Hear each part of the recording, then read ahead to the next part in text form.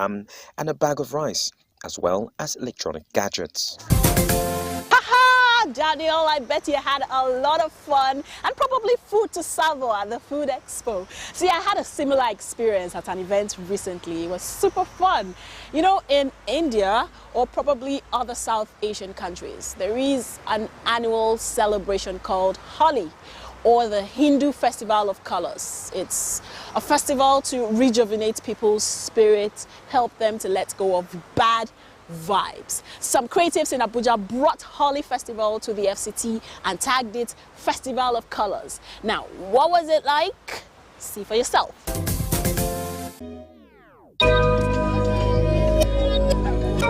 Cloud of color powder and water splashing everywhere. Qu'est-ce que c'est, Festival of Colors? C'est bien patient, c'est bien amusé. A mix that is always certain to produce a mess. I literally can't see. But this one had a colorful effect. That was the impact it was designed to create. So, okay.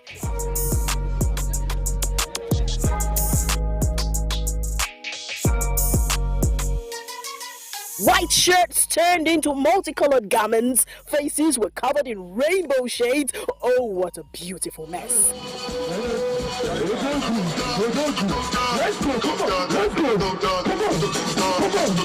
The joy of the crowd was infectious as they doused each other with powder in a rainbow of colors.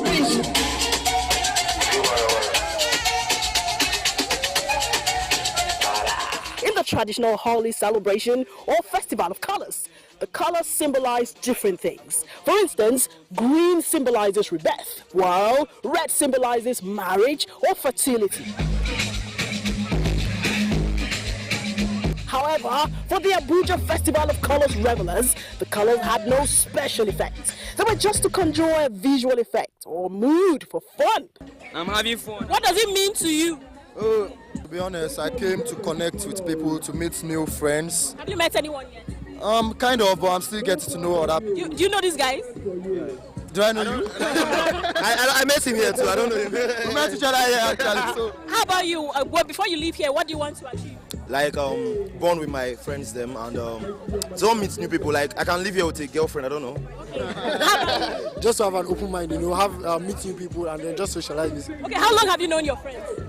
Close to like 10 years now. 10 years. And then, can you tell me one moment you guys have had a misunderstanding and you felt like you guys were never going to be friends again?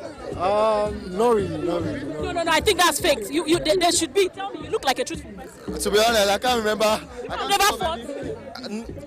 But you know, we have physical fights. normally we have disagreements, but it's very easy. Over who, a girl? No, it can't be a girl. Like what? It's like Vendors of different products supplied food and drinks, from the smoky barbecue to frosty yogurts. Yogurt is actually very healthy for the guts.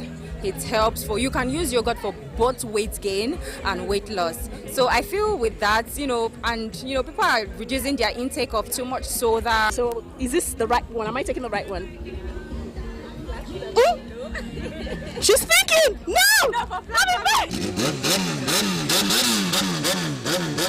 The icing on the cake was the assortment of drift cars, sport cars, power bikes and go-karts. They held a special fascination for those who love machines, including yours truly.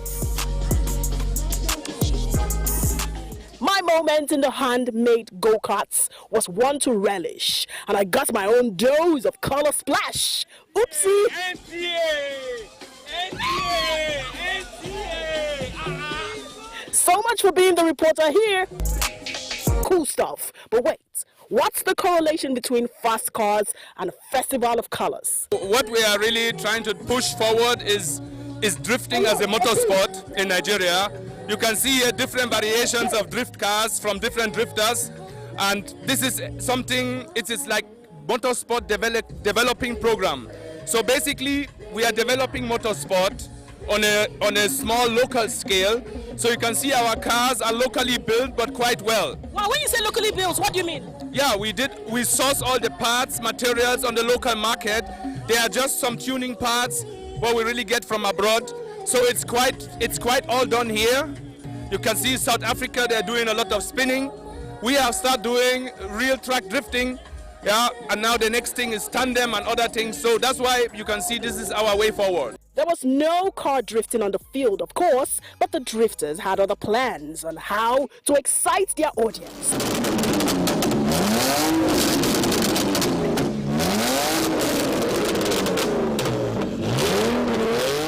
Raving the engines, shooting smoke, blast pipe sound effects.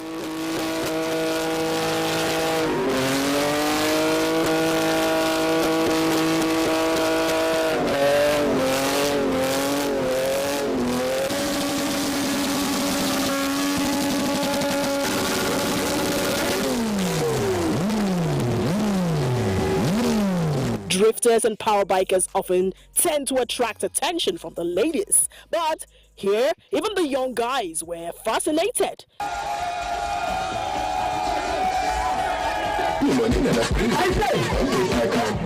There was non-stop music and an array of young hype men to keep people's feet busy on the dance floor. Who else loved the sound of blasting car pipes and engines raving? Oh, what? Did I hear you say it gives you headaches? Oh, for some of us it cures. I know, right? Okay, now from fast cars to humanity, you're about to meet Dr. Eric Oluedo, a public health physician who is not only healing with his hands, but with his voice. We had him over at the studio for some chat. Let's check it out. Men abuse children, for children are defenseless. Men abuse children, for children are defenseless. Men abuse children, for children are defenseless. Men abuse children, for children are defenseless. Doctor, welcome to the show once again. Thank you very much. Okay, well, quickly, may we know you and may we know your kind of music and why music? Thank you very much. My name is Dr. Eric Oluedo. I'm really a public health physician. In 1987, I established a rural hospital, Omira Foundation Hospital at Oji River local government area, Enugu State. And during the practice, a very busy practice, I noticed a great number of abuses on children. I also noticed that these things were, increasing on daily basis. So there was no coming down. So I did a survey, with urban hospitals, and they even told me it's worse in urban areas.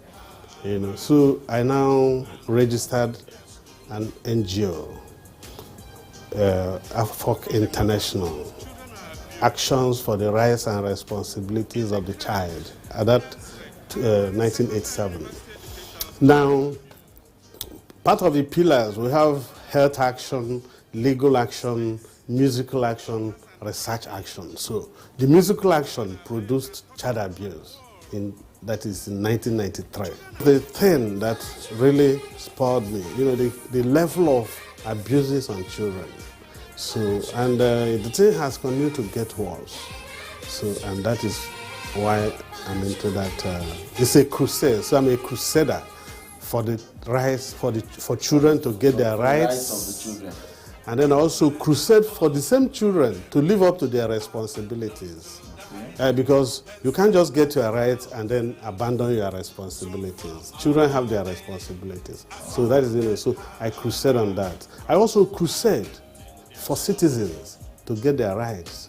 Part of your responsibility as a citizen is to love your country. Love yourself, love God, love yourself, love your community, love your state, your country, your continent, and so. So there should be love for your country, especially. So that's why I brought in Urunkwa. I love my country.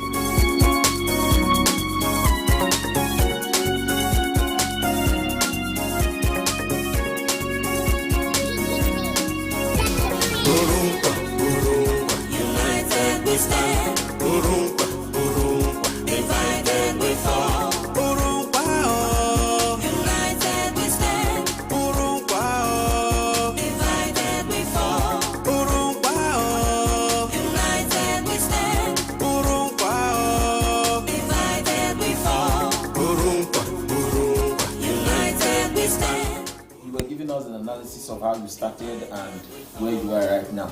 Now, what is that thing that motivated you, that actually brought that passion in you to say, okay, let me use this space I have to pursue for the rights of the children? As if you have empathy for children, it is inborn. You see some people, they will say, this person likes children a lot. So it was in me. I was born with it, to empathize, to sympathize with children especially. And then as a medical doctor, there are so many of these abuses that are, of medical consequences. You see, like rape. You see, like torture. You see some, even child labor. All these things, they have medical complications, emotional trauma. It gives them emotional trauma, psychological trauma, and then physical trauma. So these children are defenseless. That is the passion. They are defenseless. And then we needed to crusade. We needed to tell the adults, look, these things are bad. It's a sin against God. It's a sin against man. You just have to stop it. And then musical action, was the best option that I chose and really worked. Because at that time that Dr. Tuluhungwa was UNICEF representative, he was really so interested in it. Even Peter Doche gave order that time at ABS. They were playing the music, singing the music, it was everything. So that was the decision. So a lot of people now bought it, and it is helping. People are now conscious because you really need to sensitize people. When you sensitize them, you now mobilize them, and then when you mobilize them, they now participate in that crusade. I therefore call on my fellow medical doctors all over the world, bodies like UNICEF, WHO, and community-based organizations to join me in the crusade against child abuse. And remember that we are now in digital world. That is, which is not protected.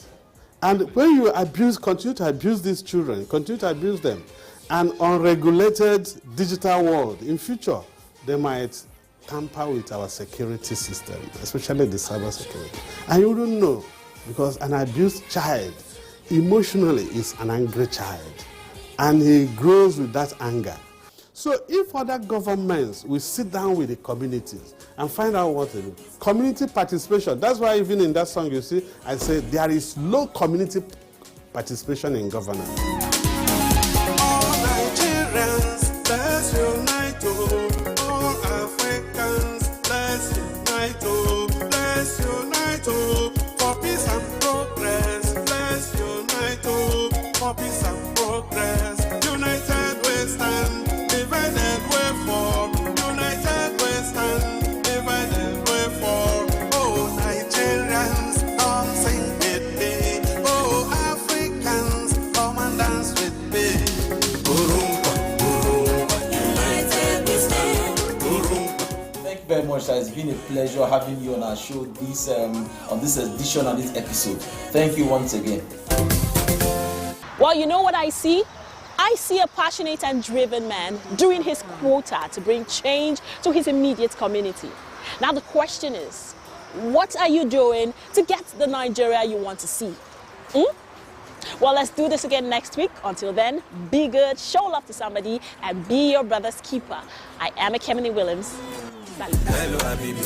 Salam alaikum, Habibi. If you're ready, let's go, Habibi. I told you, Habibi. Where the money enter, Habibi, I will definitely call you, Habibi. We dey go to Dubai soon, Habibi. Ghana Max 400k. Shani, Habibi. Balaya will spoil you, Habibi. Oh, my baby. Now which store you want go, Habibi? Hello, Habibi. Salam alaikum, Habibi. If you're ready, let's go, Habibi. I told you, Habibi. Where the money enter, Habibi, I will definitely call you, Habibi. We dey go to Dubai soon, Habibi. Ghana Max 400k. Shani, Habibi. Balaya will spoil you, Habibi. Oh, my baby, now which store you want go, Habibi? You get it, if you don't get it, forget it. Okay. Spend anything, buy Gucci and Fendi. Okay. Enjoy the money, don't you worry. Are you a tech enthusiast? Perhaps you want to know more about the devices and gadgets you use. Tech Mode will bridge that gap. Connects great minds while explaining everything about technology as it concerns you. It is Tech Mode. Tech Mode is unlocking your tomorrow today.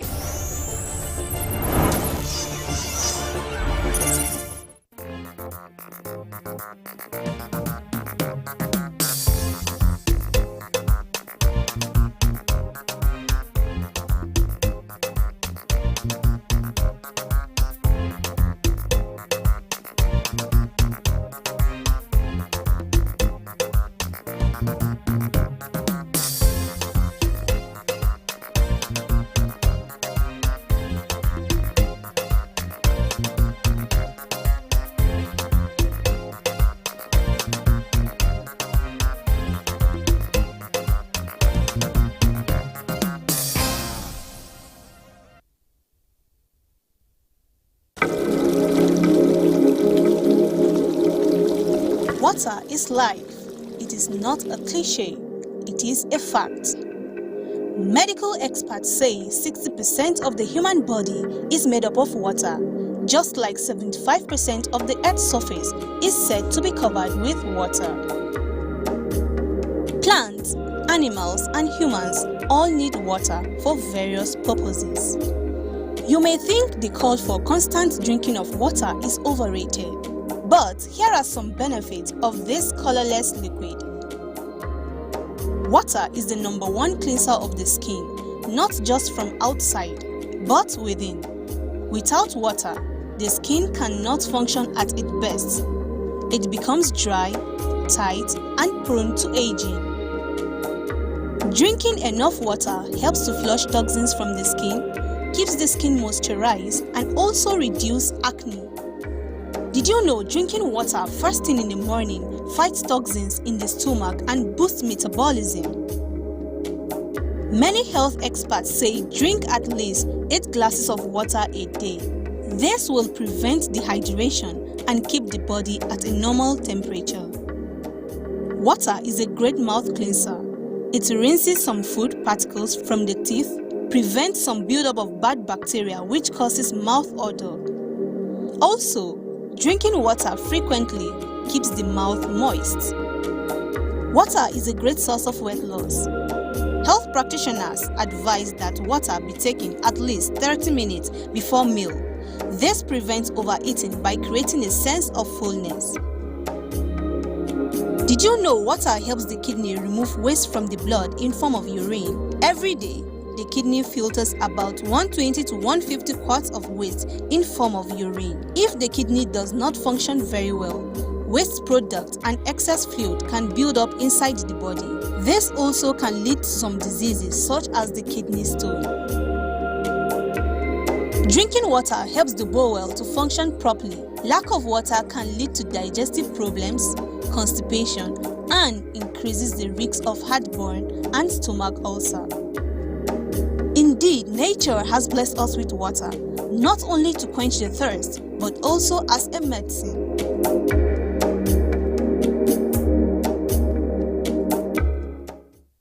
It saddens me that our wildlife and forests are disappearing, and that Nigeria has become a hub for wildlife trafficking. But together, we can change this story. We can lead our region with stronger laws that prosecute more offenders. Let's create a future where people and wildlife can thrive together. Please report wildlife crime and help make Nigeria a haven for wildlife. Because protecting nature protects us all.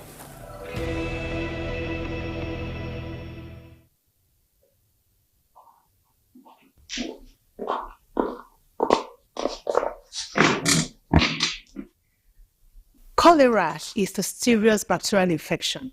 People become sick when they eat food or drink water contaminated by the bacteria Vibrio cholerae. The symptoms are severe diarrhea, dehydration, and even death if it is not properly treated. Here is how you can keep yourself and your family safe from cholera. Drink only clean, safe water at all times.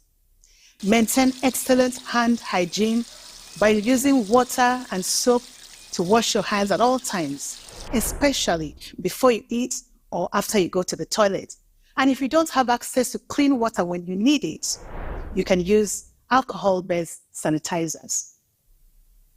Avoid eating from unhygienic food vendors. Cook your food thoroughly and, of course, wash your fruits and vegetables thoroughly before you eat them. If you or anyone you know becomes sick with diarrhea or vomiting, seek medical help immediately by going to the nearest health facility because prompt treatment saves lives. Stay informed, stay safe, and protect our communities from cholera. This message is brought to you by the Nigerian Television Authority, NTA.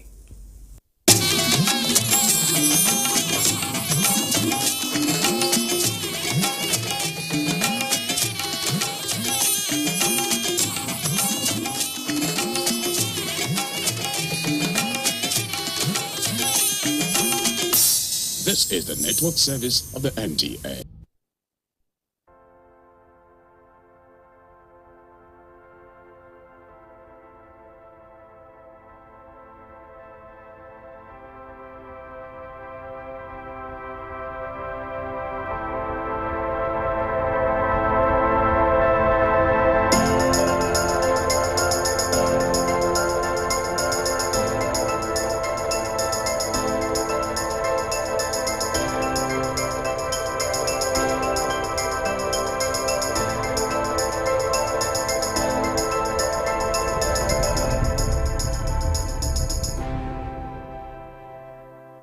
The University of Maiduguri is salient to National Healthcare Delivery Service, as it received heavy investments and houses one of the best cancer center with state-of-the-art ultra-modern cancer care equipment. It is also a training center for health care human resources. The cancer center has served and helped to restore the health of several Nigerians, even non-Nigerians across the borders. On this episode of Bridges, we intend to have an insight and in-depth into available state-of-the-art equipment at that hospital and what the Maiduguri Teaching Hospital is doing to alleviate the sufferings of Nigerians within the context of demand and supply. Against the backdrop of very poor health indices, especially in an environment not conducive to treating diseases that often require treatment outside Nigeria, a beacon of hope has emerged in Maiduguri, northeast Nigeria. The University of Maiduguri Teaching Hospital is a shining example of hope and healing. It has transformed itself through unwavering commitment to excellence and serving the people. We sieve out and analyze objectively the needs of the hospital. And we classify this information into like a strategic plan that is timed. We look at the immediate needs, we look at the intermediate needs, and then the long-term needs. So we started with the most challenging issues in the hospital at that time. Central to this transformation is the development of its staff. Medical students are trained here, gaining the expertise and compassion that define them as future healers. Through rigorous training and practical experiences, they embody the hospital's legacy of excellence. Like when he intended building oncology center, he trained almost 25 to 30 oncology nurses. He also trained nephrology nurses, pediatric nurses, bone and plastic nurses. Every aspect of the nurses has in the profession or in healthcare service now, we are looking at quality of services. Well, you know, the issue of manpower is all over the country. And recently they just had an interview of at least close to 50 to 60 doctors, which I think in the next 1 or 2 weeks from his word, he promised us that they're going to have more doctors that will cover up the challenges we're having, which is going to improve in terms of manpower and also the service being given to the patient.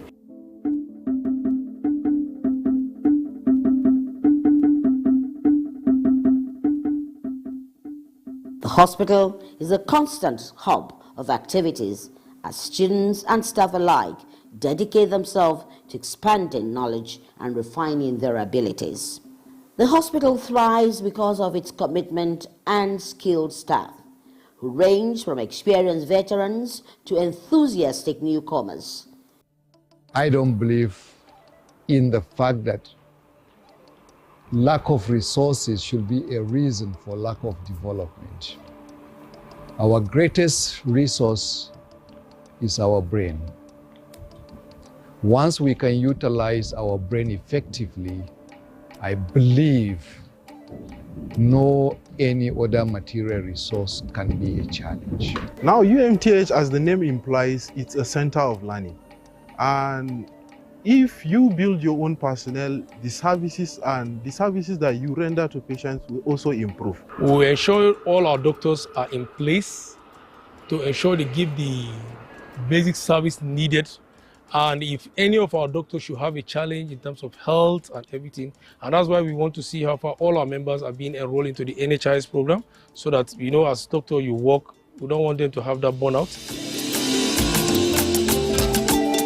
Beyond the staff, the hospital has also undergone significant physical enhancements.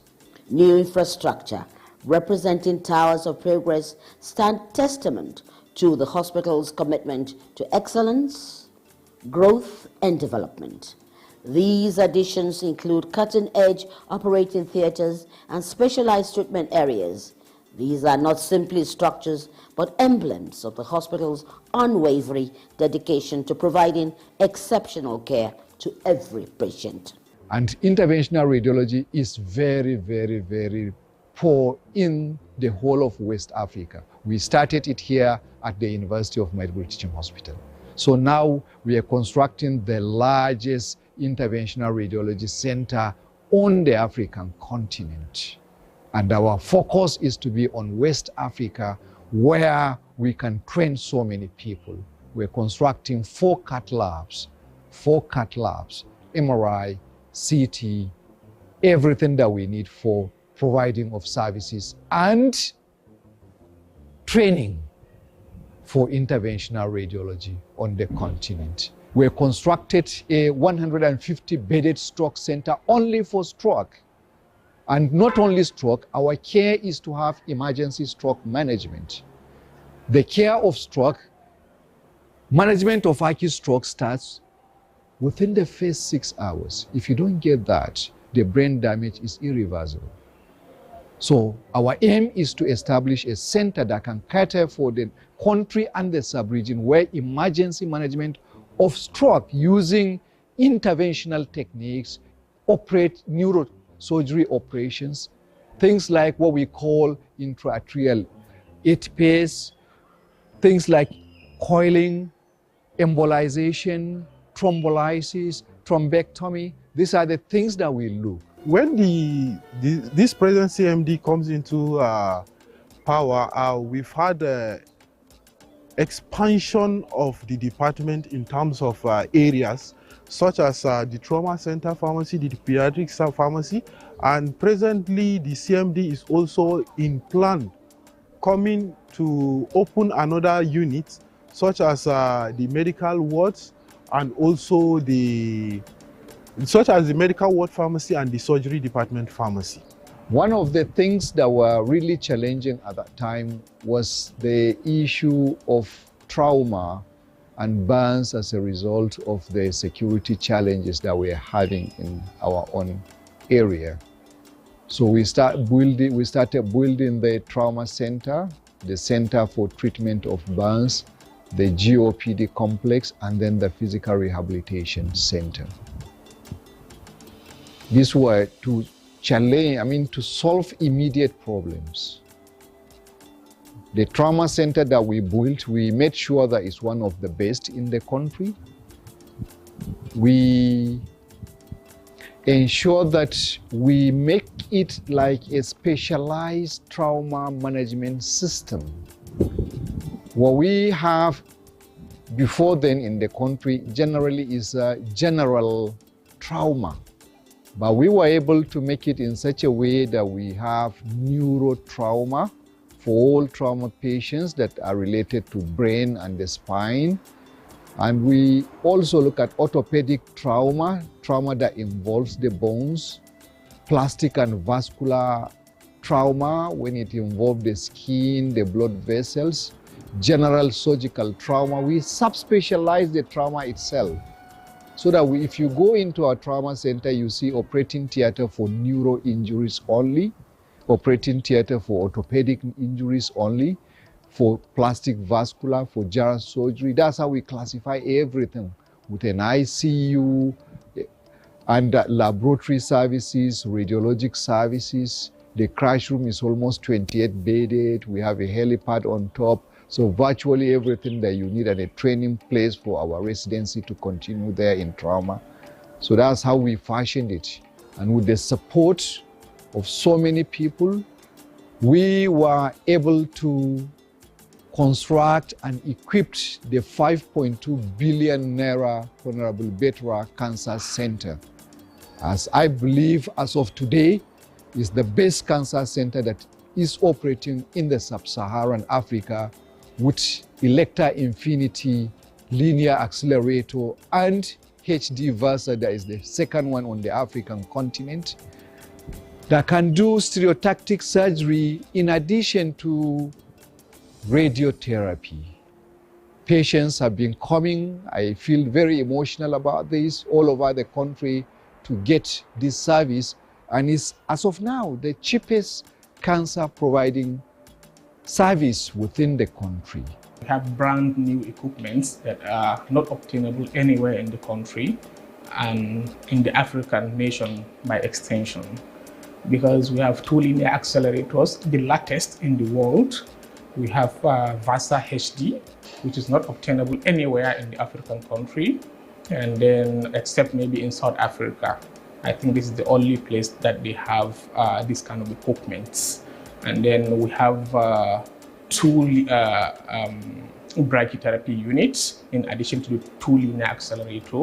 And then we have CT simulator, which is also the latest. We have Toshiba make 64 slide CT scanner. We decided in collaboration with the pediatric to sit down and put up a model for a child institute.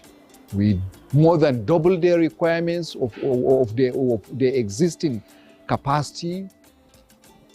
We built a child institute that combines both the pediatrics and pediatric surgery with all the other supportive departments to make it a one-bus stop for the child. He doesn't have to move from one department to another department of the hospital, which is very, very big.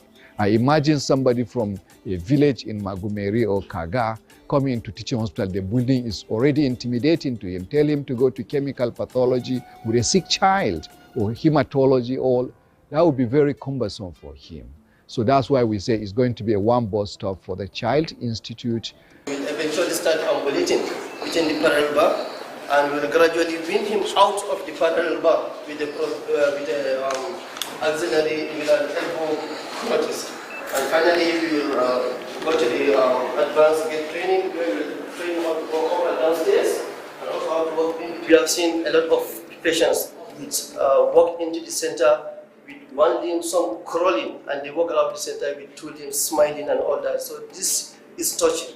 So we really enjoy what we do, and we appreciate the management in supporting us and all this stuff. From there, we approached the ICRC, and they accepted to also build a center for us for rehabilitating our own patients, where we can do physiotherapy services, and we manufacture prosthesis, one of the best, I believe, on the continent.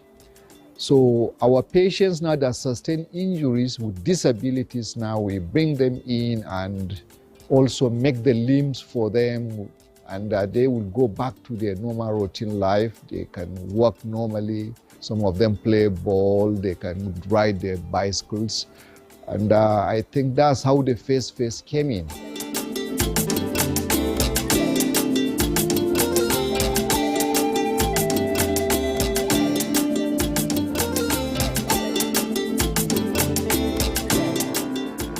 There was no way, because of the challenges, some of the insurgents, they went and destroyed the electricity installation into Maiduguri. So there was no electricity for almost 2 years. At that time, then we have to venture into solar. We've invested so much. As of today, we have almost 1,277 solar street lights within the hospital, and also about 2,865 solar panels that are installed, generating about 0.8 megawatts of electricity to the hospital, which is dedicated mainly to the critical areas of the hospital. In that regard, also, I have to thank His Excellency, the Executive Governor of Borno State, who contributed immensely to ensure that we have that solar. He gave the hospital almost 100 million to ensure that, yes, we use this for the purpose of generating solar electricity to the critical areas that are needed, especially the ICU, the theater, the laboratories, the oxygen plant. And our radiotherapy center, which I'm coming to talk about, it is also one of the areas that are fully powered and fully working only on solar, as the first one globally. The University of Maiduguri Teaching Hospital in the last 5 years has harnessed the potential of technology to transform its healthcare service delivery. Electronic medical records and telemedicine have overcome geographical barriers, providing expert medical care to remote areas. We are in the linear accelerator bunker, and this bunker houses one of the state-of-the-art linear accelerator machines in the country. A machine that is manufactured by Electa, and the name of this machine is Infinity Linear Accelerator. It provides a 3D radiotherapy solution for our cancer patients. Apart from the 3D, there are other advanced treatment modalities that are in it, like IMRT, like BMAT, like image IGRT.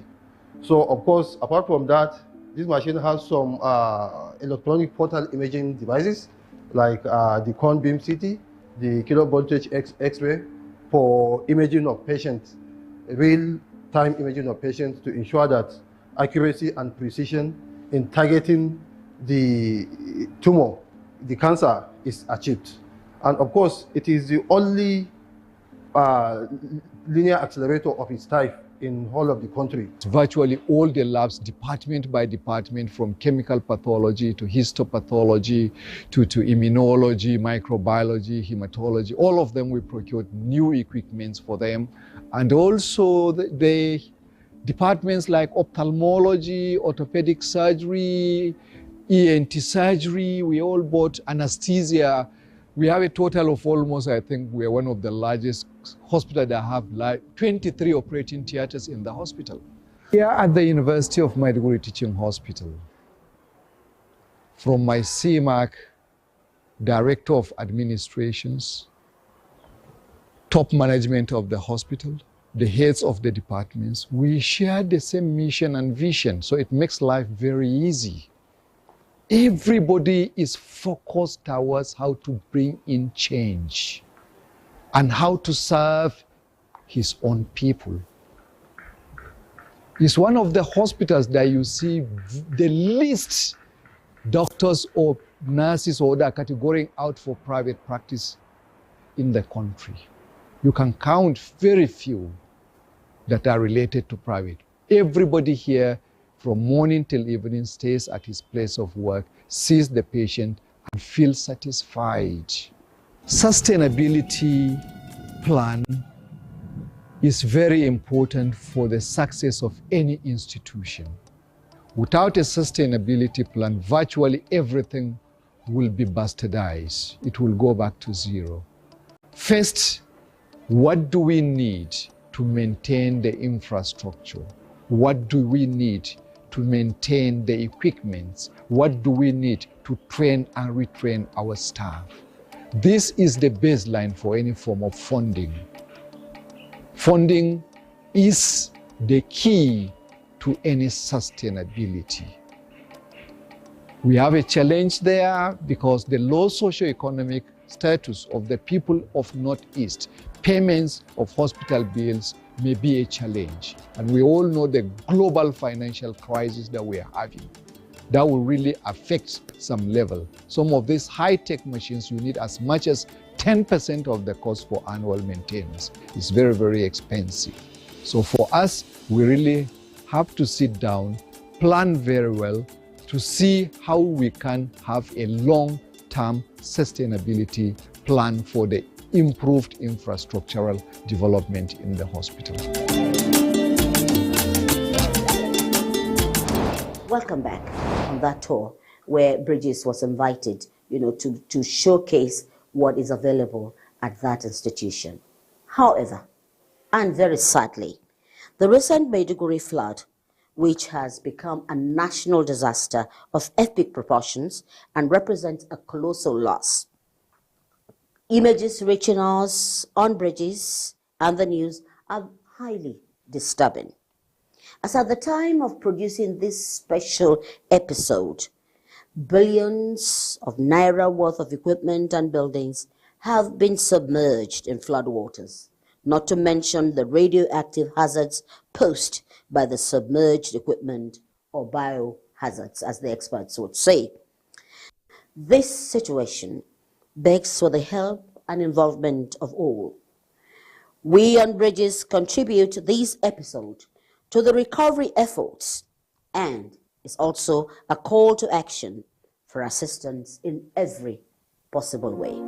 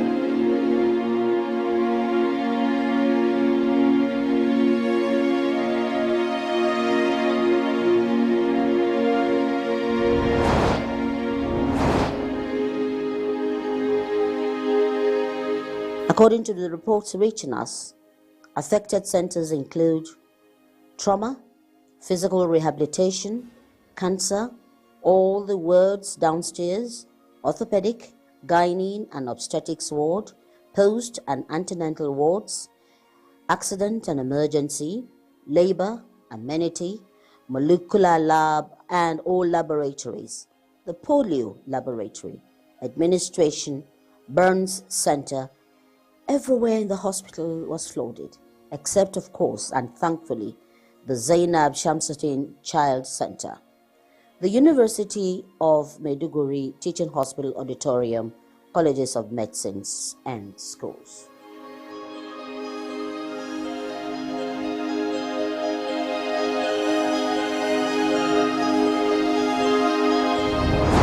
Well, we are drawing the curtain on this episode of The Bridges on a rather sad note. Bridges appeals to all well-meaning, patriotic and affluent Nigerians to come to the aid of this national investment in health, and indeed all the affected persons. Our nation needs us all at this crucial time, and the government alone cannot do it. We must all come together to salvage what we can, rebuild what needs to be rebuilt in legendary spirit of resilience of Nigerian people.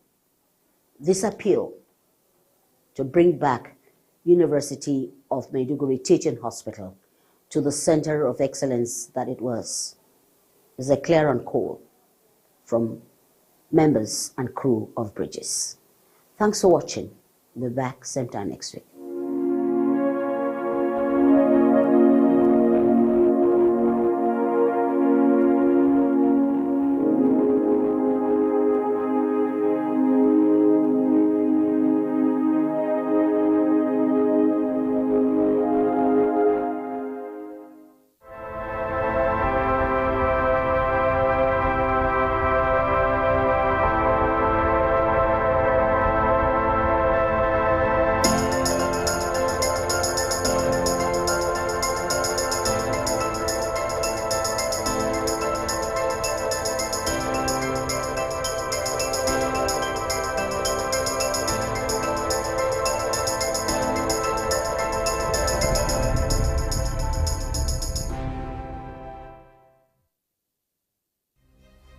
In a land of peace and harmony, we cherish our freedom and unity.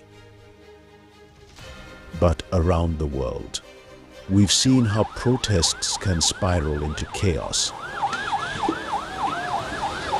What starts as a peaceful protest can sometimes end in anarchy, tearing communities apart. My advice to these young people is please do not take us back to those harrowing days. So those who experience it will run away from it. Let's learn from these experiences. Let's value dialogue over destruction.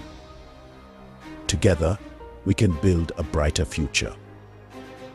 Let's choose unity. Let's choose peace.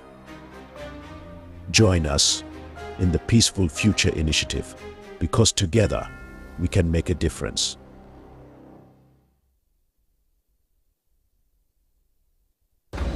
As you can see, I am a deaf and I can. Sometimes, even hearing person sees and mock you as a deaf person, you should be proud. Show them what you can do. Show them you can. So let me dance a little.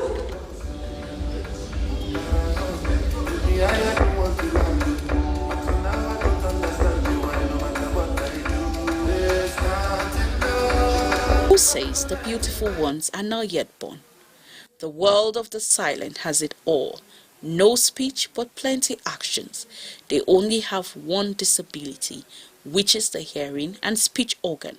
All the other senses are 101% active, and they can become who and whatever they desire to become.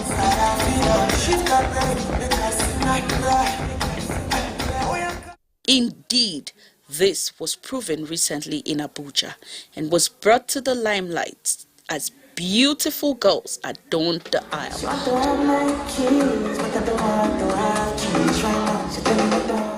Streaming shades of beauty, elegance, aura, brains, one will never make a wild guess that in all this beautiful display, deafness reigns.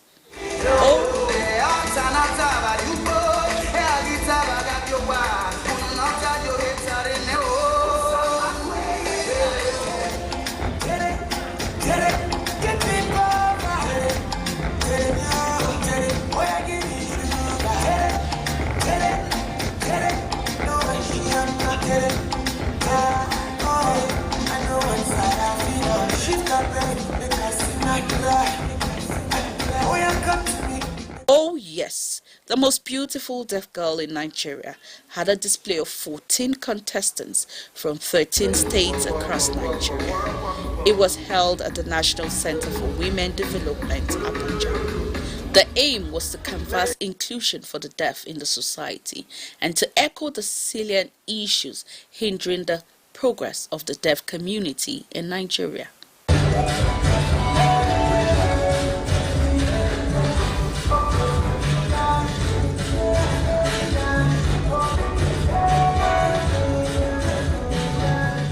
This edition of the pageantry had a display of beauty and brains. It was a wow experience and a real moment of contagious joy.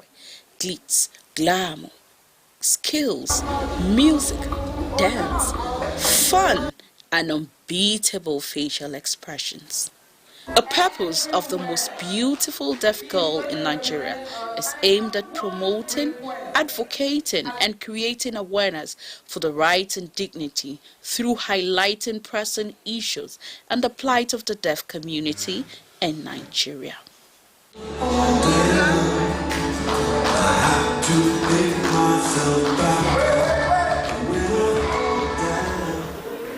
It is important for us to note, no one is immune from the pains of disability.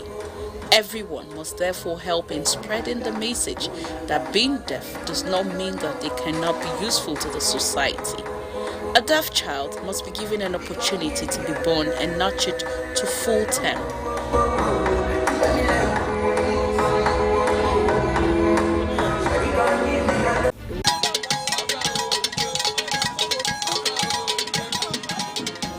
Celebrating cultural events provide important social and economic benefit with improved learning and health, increased tolerance and opportunity to come together with others.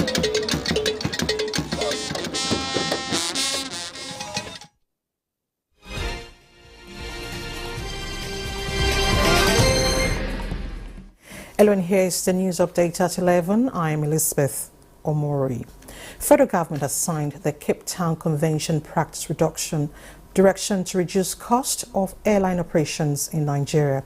This was during a stakeholders meeting of the Presidential Enabling Business Environment Council chaired by Vice President Kashim Shettima at the Presidential Villa.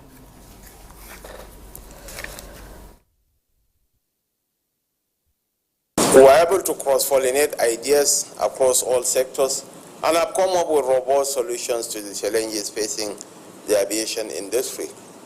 And we'll take all necessary measures, as painful as some might be, to protect, promote, project, and preserve the interests of the Nigerian nation. President Bola Tinubu has welcomed the National Bureau of Statistics' new report on the country's trade balance. According to the report, Nigeria recorded another trade surplus in the second quarter of 2024, hitting 6.95 trillion. A statement by the Special Advisor to the President, Information and Strategy, Bayo Onanuga, indicates that the current surplus is 6.60% higher than 6.52 trillion surplus recorded in the first quarter. The latest report underscores the increasing positive shifts in the economy over the last year. President Tinubu expresses confidence in the reforms his administration is pursuing and believes that they will create a more robust economy that will usher in a new era of prosperity for Nigerians.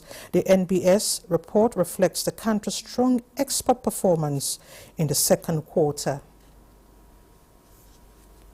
And candidates and chairmen of political parties participating in the 2024 Edo State governorship election have pledged their commitment to the peaceful conduct of the September 21 governorship election in the state. This was during the signing of Edo State Governorship Peace Accord, facilitated by the Kuka Center and Abdusalami Abubakar-led National Peace Committee.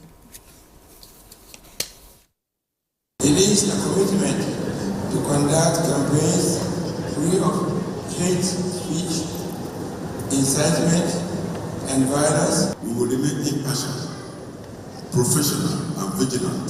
We will continue to play our part according to the law. That's the news update at this hour. Thank you for your time.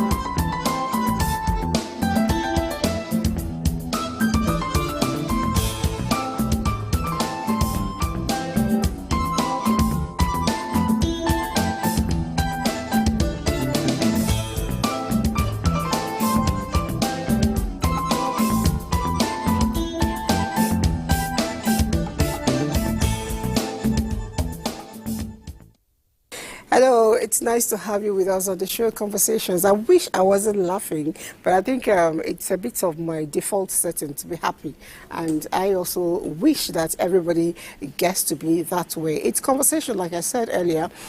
Our promo, ran in with something that I met two people arguing about, and that's a hobby.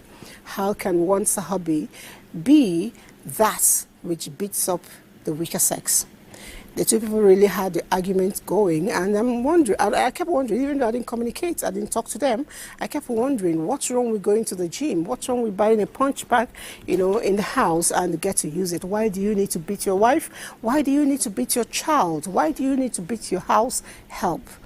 Because you think you have the energy, and they don't. To a large extent, the beating does not just end with the physical bruises. A lot of times, people, lose their lives. Children are rendered motherless from such careless hobbies or bad hobbies. Femicide is ongoing, and at a point we thought it was going away a little after COVID, but it seemed to be spiking even higher than we thought.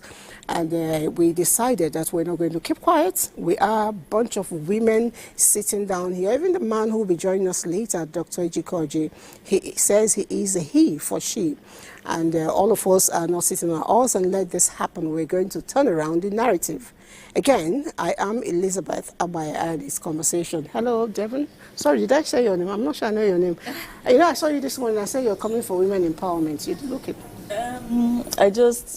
I don't have too many black dresses in my wardrobe. I don't favor black at all. I don't like it because I'm already dark-skinned to begin with. But lately I decided I'd throw in a few black pieces. And in line with what we're talking about today, which is rather serious, I decided I may as well pick a somber color, something very conservative. My name is Devahama Mom, and I'm a media consultant. All right. She is actually very strong on the topic of today. I know everybody is, because it could be you, it could be mine, but let's get to meet you. My name is Maimuna Umi Abdullahi, Coach Didi. I'm a mental health coach. Coach Didi, I have had you on this set for several times running. I have never seen you hug a pillow. Are you emotional today because of what we're discussing? Why are you hugging a pillow? Honestly, just like that. I'm just feeling it. All right. All right, Joy. My name is Joy Benachi. This is one topic I really actually want to talk about. Yeah. Yes, it's true, because I have never seen anything that is very annoying as watching someone you love beaten up, sometimes to the point of threat, because you think the person is helpless. And we keep wondering, how does this start? Within the house, our team, the winning team, Christy, Melumi, and every other person, went around this discussion, and a story was told. They were able to manage to do the reenactment with St. Ben. Let's see it.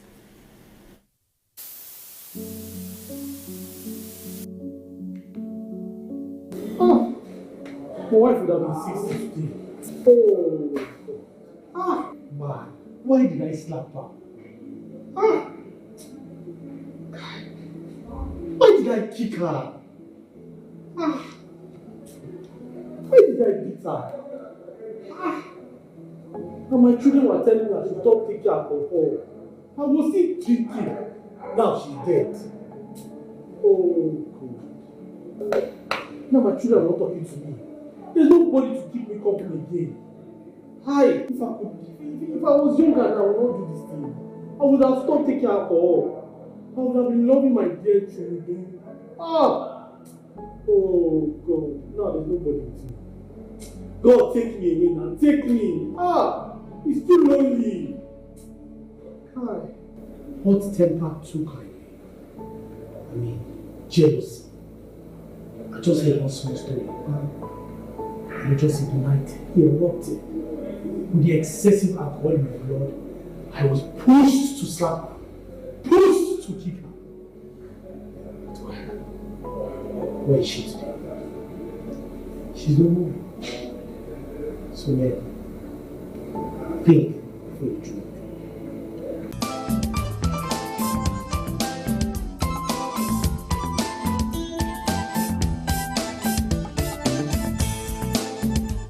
It's really sad because as much as it is a reenactment, the story is one story that a lot of people, if you look inward, you will see that it has actually happened.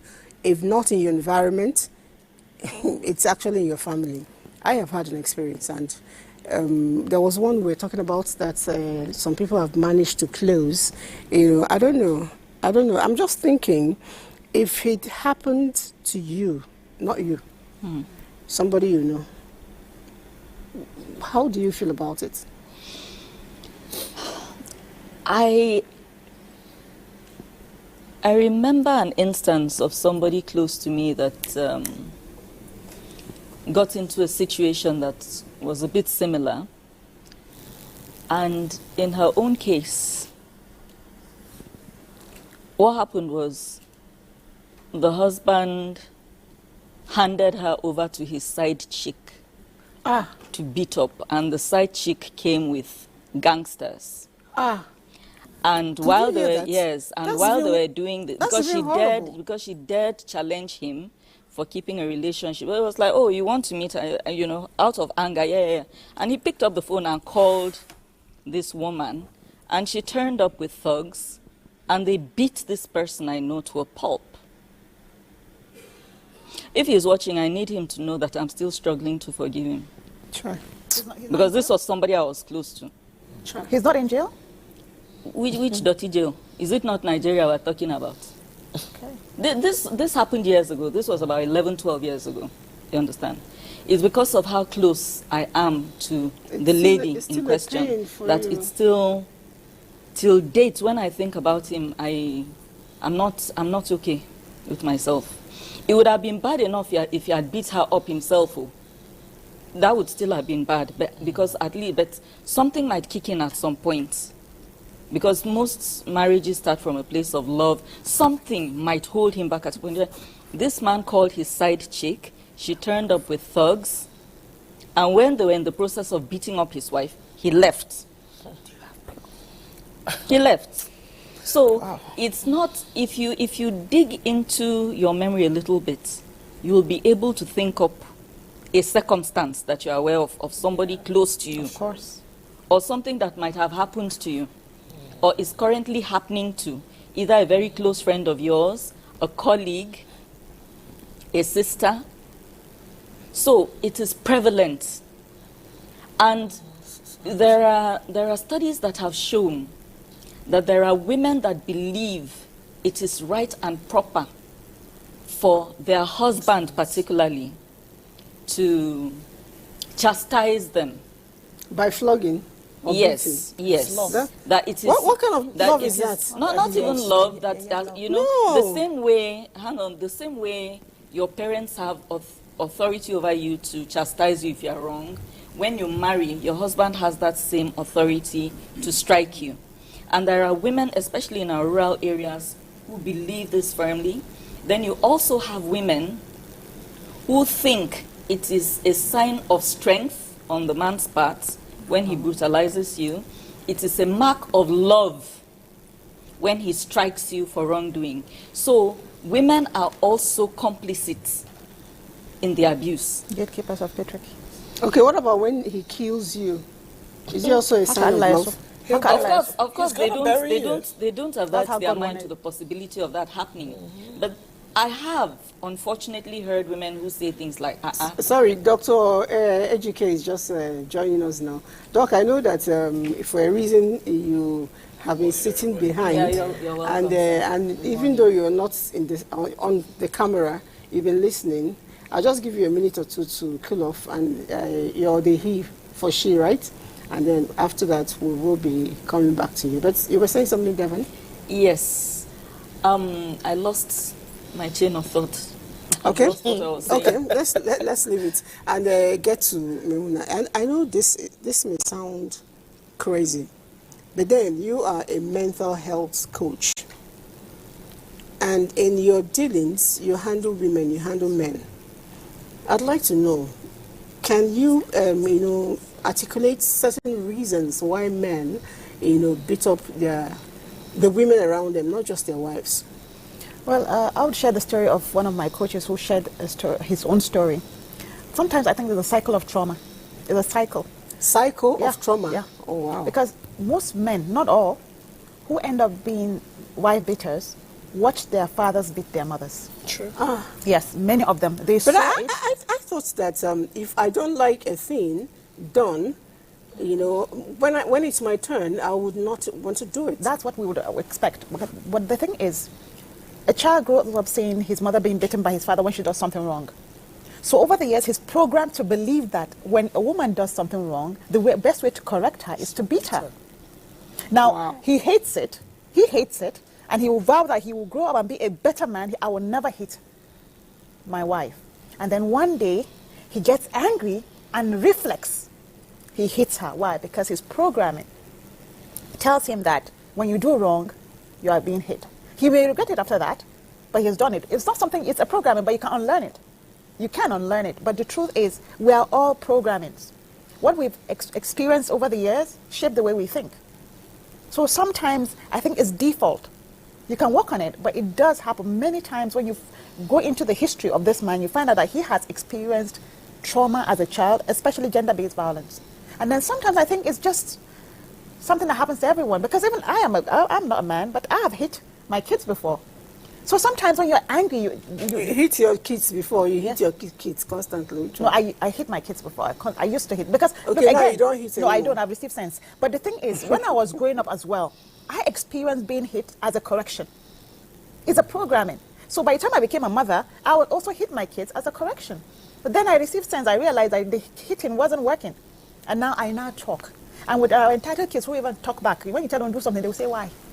So remember, just try as a child. Remember when would you say why to your parents? They will remove your mouth. The why will be spelled on so your head. I think my that's dad it. was a bit unconventional. He would demand that I should ask why he told me to do something. Wow. Unfortunately, I grew up with that approach, and now people say, oh, she's argumentative, she's rude, she's this. But that's how I was raised. If I was given an instruction and I didn't want to probe further, my father would call me back and say, I told you to do this, this, this, and this. I've never asked you to do this before. And you didn't bother to find out why. Wow. So, that's new. That's new, seriously. Joy, what's your take on this? What's my take on this? I think I had my designer, actually, she turned 40, and we're practically women all sitting some days ago, and this topic came up, and somebody said, oh, you know, it's normal. Normal? If he beats you, that means he loves you. That's where I was going. Yeah, it says he loves me, that's why he beats me. And I just think they're sick. Yeah, you know, the sad part is you not knowing that you're sick. You know, so if you don't know you're sick, how can you be cured? It's luckily I think we were lucky, even though I was in the barracks, because I had this perception growing up that the thing they always used to tell you, the military man is beating his wife, is this. It was a lie. In that uniform, they were very soft. Because I think my father was a bit calmer with me than my mother. Because my mother, you do anything, bye, you know, and all that. But after a while, they now knew that there were things you loved the most. They will keep it away from you. So you now know that, look, because if you think that you do certain things, and what's the action is beating, I say, after all, they will beat me. Something happened some weeks ago. It was on the social media, and I always tell people, make sure you leave a violent relationship. I'm talking about the Olympian. I love sports a lot. And I watched her in Paris, and I thought she was good. You know, she has this firepower. The Ugandan? Yes, the Ugandan one. And you're dating, even though the guy looks a bit queer, and I think she was paying the bills, she left the relationship. She had 2 kids from somebody else. And she came back from church, and this guy just raised her with petrol, and he put the lights. I read that thing. 80% burned. And after how many days? She died. She died. So, updates. Yeah, she's dead too. Yeah. Oh, he's yeah. dead. Yeah, he's I dead. didn't You hear see, that. let me tell you. Because he Yeah. sustained burns too. He's the same because he got, because when he was putting the petrol. Maybe he actually wanted to No, kill. he wanted to die as well. Because most of the time people say, you would, if I can't have you, nobody else can have you. So both of us will die. It's happening. We're seeing it. Luckily for us, social media tells us a lot of things. But I'm sick and tired of church saying, why do you leave your marriage? That place, that's, for me, that's the point. That's the place I want us to come. That God says, it's not God. You cannot, because you see, the thing is that you might die. Because I think yesterday, I don't know what I was doing, I was just casually going on somebody's podcast, and the lady said the man beats her for 6 hours. And the guy she was sitting down there for 6 hours. No, he beats her for 6 hours. Unfortunately for her, she left Nigeria. She went with him to London. And you know what these people do? They cut you from your family. Because there are so many people who don't talk to their families. Their husbands don't let them. So you are in that terrible relationship. He beats her. And she says that when he's beating her, the guy is happy. He's happy. It's things are happening. And the worst part, he was a pastor. Okay, I recall the story. Yeah. I remember the story. You know, it's sad, and at this moment, I really do feel pity for Dr. Ejike, because you're the only man here. You have a lot coming to your plate. But I'm sure the members of the public first will want to know who you are. Could you, identify yourself for them? Okay. Good morning, everybody. Good morning. Sorry I came in a little late. No problem. My name is Dr. Ejike Oji. I chaired the Management Committee Association for the Advancement of Family Planning, and then also the Civil Society Focal Point for FP 2030. But most importantly, I pride myself as a women's rights activist. I'm also a forensic medical expert. I train doctors and nurses on how to manage rape victims and collect forensic medical information. All right, so I needed you to, say all of that about yourself, by yourself, as much as I know them, which was why we invited you, because there's a whole lot going on. And the first time I met you, you were introduced as a he for she, meaning that as much as you're physically, physiologically male, you have a lot of, sympathy for the female gender, and we really appreciate that. Now, being a man, as much as you also think for the women, why do you think your gender take pleasure in punching, sometimes even killing the people they claim to love? Is it really love? Well, I like to look at it from three lenses, so three lenses, I guess. Number one, I've listened to my sisters here about their experiences from what people have been saying and all that. So let me first of all start from the position of culture. Over the years, before now, the tradition, the norm is that a man can beat his wife, and it's normal. It's normal? It's normal. Yeah, that's the culture. Culturally, it was culturally, normal. let's face facts. Wow. Yeah. All our culture? All yes. cultures. Yes, all cultures. Even the Igbo culture are now saying that is the best culture. It was the norm. Yeah. So, and I think she made the mention about the kids, even herself growing up, seeing that as norm. So that's one lens. The second one is people who are mentally ill. Mentally ill. And then in that mental illness, there are two categories. One is they are just ill, they're just mentally ill. The other one is that they are pushed to. They can't handle their emotions, and they can easily degenerate into violence. They have anger issues, anger problems. But let me come to the first definition of said it's not norm. What people do not know is that human beings learn by apprenticeship. Yeah. And what do I mean by that? As you're growing up, as a young man, you're looking at your father, you're learning how your father do things. As a young lady, you're growing up, you're looking at your mother, how your mother do things. And that's why, let me give you these two categories. Most young men, their fathers were violent on their mother, end up being that way too. Yeah. Most women who saw their mother being battered, when they go into a marriage, they feel it's okay. It's okay. And they endure it. They endure it. Voila. And then even their mother will tell you, that was how your father was beating me. You will soon get tired. So it's acceptable. And I'll tell you how this is so important, that people should understand it. And then maybe from that angle, we'll now start finding lasting solutions. So if we agree that this is a norm, so that means it's no more norm. Things have changed. You know, the context of everything has actually changed. December last year, my first son, I was coming out into my office. He was coming in. He said, "I sit down, I want to talk to you." And I looked at him. Are you okay? You are ordering your dad to sit down, you want to talk to me. He said, "Dad, please sit down. I want to talk to you." So I sat down. So he looked at me. He said that anything I'm doing now and anything I'm saying now, you taught me. How did your mind feel? Your blood pressure rose? No, it didn't.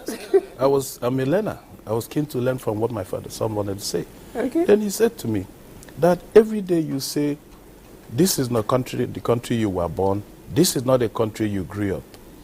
So, first lesson, Dad, remember, I'm giving back what you gave me. He said to me, "Dad, you have to learn that your country doesn't exist anymore." In other words, you have to relearn our country. This is our country now, the present day country. You have to relearn this country, develop skills that will make you survive, because the way you're going, we don't want to lose you early. So, that in it sums up what I'm trying to say. The way we have done things before, our fathers thought it was okay, the culture felt it was okay. It wasn't that the men hated the women. Yeah. I want to underscore that. But however, things have changed. Let me give you a simple example too. I like to illustrate this with specific examples. 2 years ago, I was in Adamawa, Yola. I went to train doctors, midwives, and some police officers on how to manage rape victims. Now, the training is on 3 parts. 1, to train the doctors and nurses on how to give medical treatments. In other words, if there are injuries, you treat the physical injuries and all that. Prophylaxis, give things to prevent pregnancy if there was suspicion there might be pregnant. And then also do preventive treatment for prophylaxis for HIV and all those kinds of diseases. Then the third part is to do psychosocial counseling and eventual support. But the fourth part is to also get the woman's consent to take the information you got there into the courtroom to get the assailants to be prosecuted properly. But however, in doing that, I always have a session, because you have to understand the culture of the people so you can contextualize the way they behave. And that's one thing Nigerians always forget. Culture is so strong. Sure. Most of the religious things that we see, we say is religion. It's not religion, it's the culture. So, as I was doing the cultural context of how do you people see rape in your environment, I don't want to mention the tribe in Adamawa, because they transferred both Adamawa and Mborono. A young doctor raised his hand and said, "Dr. Oji, let me tell you about my tribe. Do you know my tribe? If anybody wants to be a big person, a man, maybe, let's give you an example, you want to be a House of Assembly, House of Rep, you want to come, governor, you want to be a king, you are expected to go and rape a woman." I don't want to hear. Are you hearing that? No. You are expected to go and rape a woman. I said, "Beg your pardon?" And then the other members of his tribe that was in that said, "Yes, I agree with him, it's true." So you see, the young man who now is aspiring catches a woman, rapes her. In his head, he's not doing anything wrong. He's doing what is right. No, what does the rape do for the person? Power. Gives you a sense of power. That is a culture. Yeah. So we need to understand that there are a lot of things we have to help people unlearn that in the modern contextual environment, those things are now crimes. So that's where, if you don't start from this, if you say, catch him, punish him, in his head, why the hell are these people punishing me? I didn't do anything wrong. So a process of information, public education, community engagement, and the process of unlearning some of these horrible things have to be done. Let me end in this particular intervention I'm doing. When I was the chief of party of IPAS, an international organization in women's health and women's rights, I used to go to America because our headquarters is in America, about 4 times a year. So, and when I go, I intervene, I work with the Nigerian community. My friends, my relations, I interact with them. And I found out that Igbos had almost the highest rate of divorce in America. Yeah. Igbos. And then it became something interesting. And I started looking into it. And I found out the simple fact. Here in Nigeria, a man, an Igbo man, is supposed to provide everything for his wife. Mm-hmm. That's the culture. Provide. And if you remember, some of you remember what was happening before the Civil War, you see this beautiful, attractive, well-dressed, expensive, even dried, probably a Cadillac. When you look at his son, you see his husband, her husband. You see her husband, maybe in a shirt and a short and riding a bicycle. That was the picture. You get the point? Now, fast track to modern times. The young man got to America, doing odd jobs, got some money, borrowed some money, comes here, marries a doctor, a nurse, takes her back to America. Now, the young lady in her head is expecting that Igbo man she knew in Nigeria. But she doesn't know that things have changed. The young man has brought her. The man will work probably 18 hours every day, put her through a nursing school. She gets a certificate, and nurses are well paid. And then the girl starts working 18 hours also a day, earning about $32 to $40 an hour. So the young man now says, this is the time to rest. He comes home, sits in the house, crosses his leg, and the wife will come in. Dimama, I'm back. Oh, my husband has not eaten. Fast track to Nigeria. Has not eaten, rushes into the kitchen, prepares food, brings to the man, and the man eats. Now, the one I saw, that I nearly slapped the man, I'm telling you. The girl came in, brought food. The man had a small distance, put his leg on there. And the woman brought and served him water. He washed his hands. What's wrong with going to the sink? After finishing, washed his hand. The girl came and listened. I now rose. The young man that took me there said, I said, man, you're crazy. Do you know what doing 18 hours it is in American hospital? And then you are sitting here, and this girl is serving you as if she's your servant. So my friend said, please, I said, no. But what I'm trying to say is that as the girl is doing that, it's okay for her. With time, she's going to get tired. And what normal happens with time? And she will revolt. She starts resenting the man. Mm-hmm. Does she already have papers? She buys, some do have. Okay. And she will now be the one paying the rent, the mortgage, everything. The cars, the children in school. So one day, the woman will wake up. I said, what the hell is going on here? And start resenting the man. In one occasion, the woman sent her husband to the basement.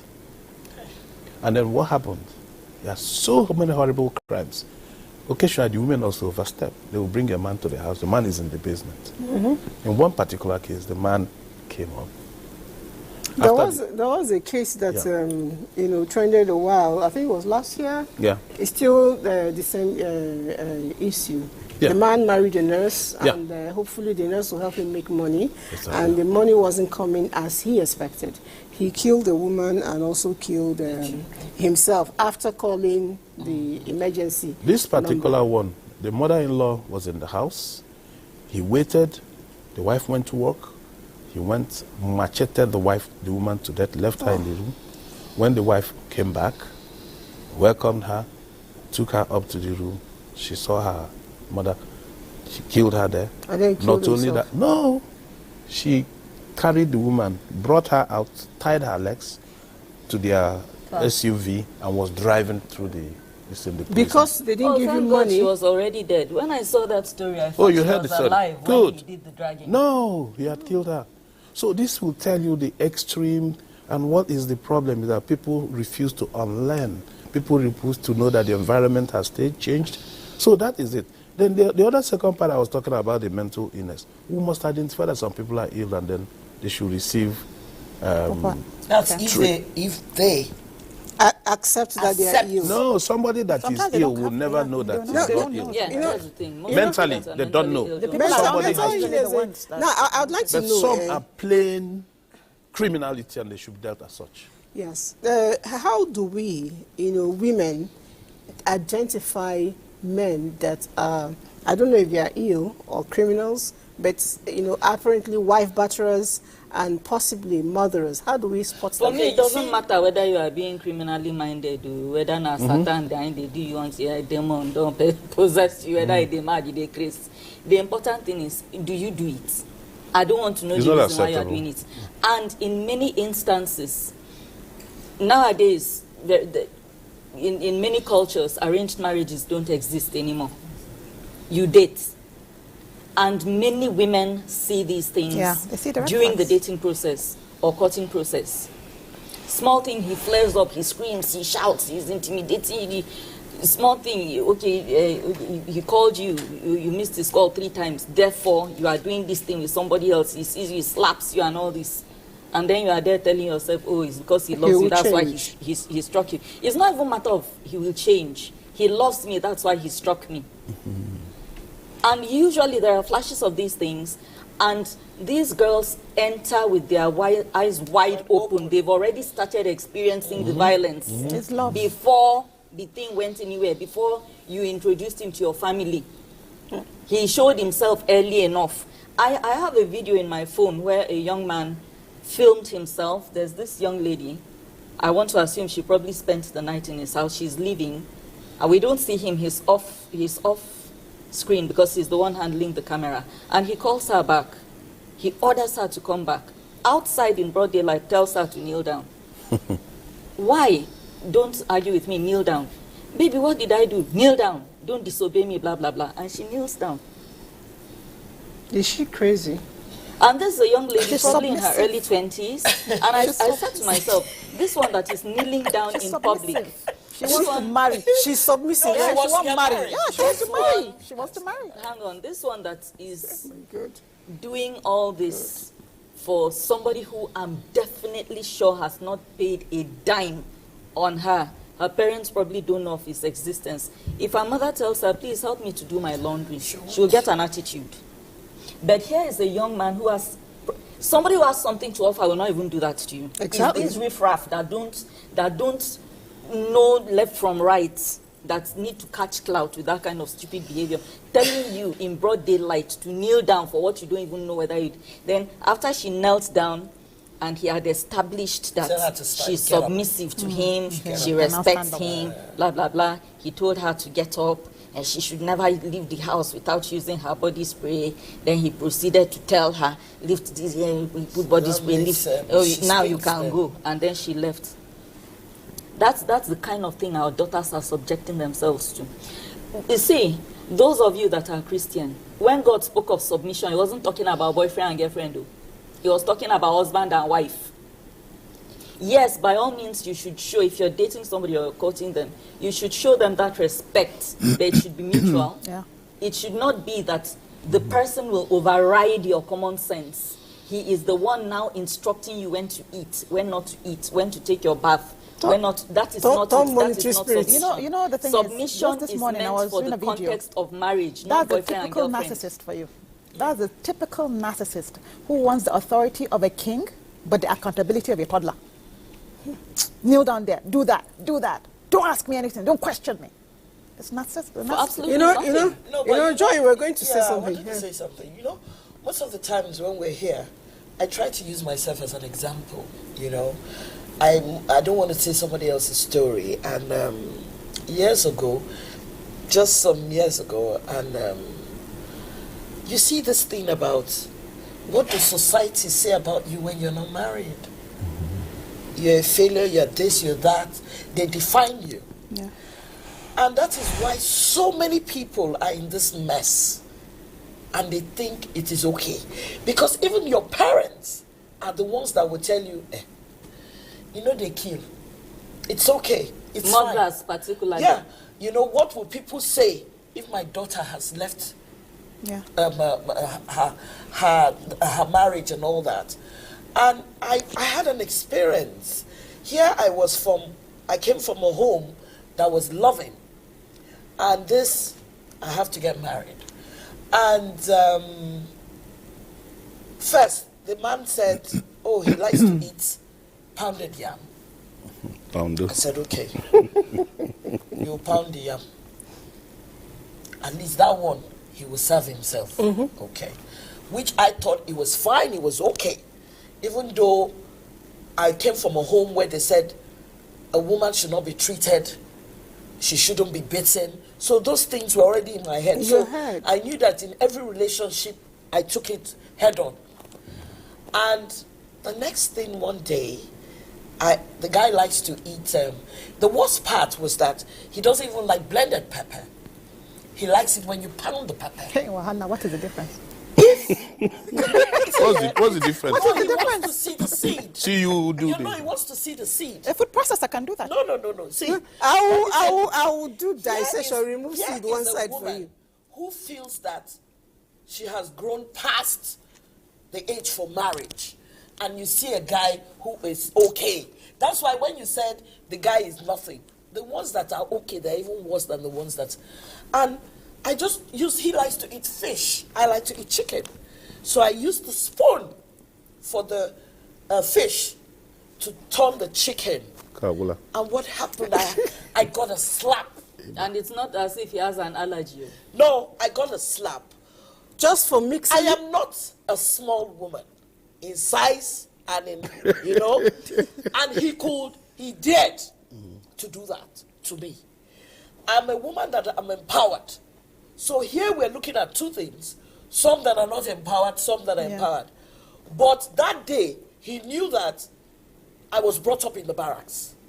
You showed him? Oh, yes, I did. Went wild. Oh, yes, I did. And you know the funny thing, I knew I made a mistake because there's something my father used to tell me.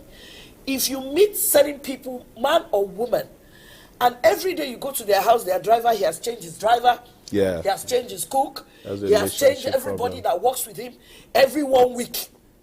There's a trust issue. It's a signal. It's not a place to go. But I saw it, but I just refused to accept that the man was sick. You know, generally, I always tell people that the equation of marriage is 1 + 1 = 1. And if it is really what it is, I don't see why a man or a woman, because I know some women who are so macho that they beat up their husbands, you know, but their husbands will not admit to it anyway until they are dead. So I don't see why you should raise a hand to somebody you say you love. I also, in the same vein, do not think that it's okay to really say things that are wrong, things that are debasing, things that are dehumanizing, because you can kill someone emotionally, spiritually, by the choice of words you use. Because when you use the same words at me, and then a little after that you're telling me you love me, it doesn't work. I will never believe you. If you call me a criminal and then you now say I love you, you're saying love. I'm hearing criminal in my head. It doesn't work. But while we say that, I know that you were able to compile some, you know, screenshots of people having a conversation around this. Let's see it, if it's ready.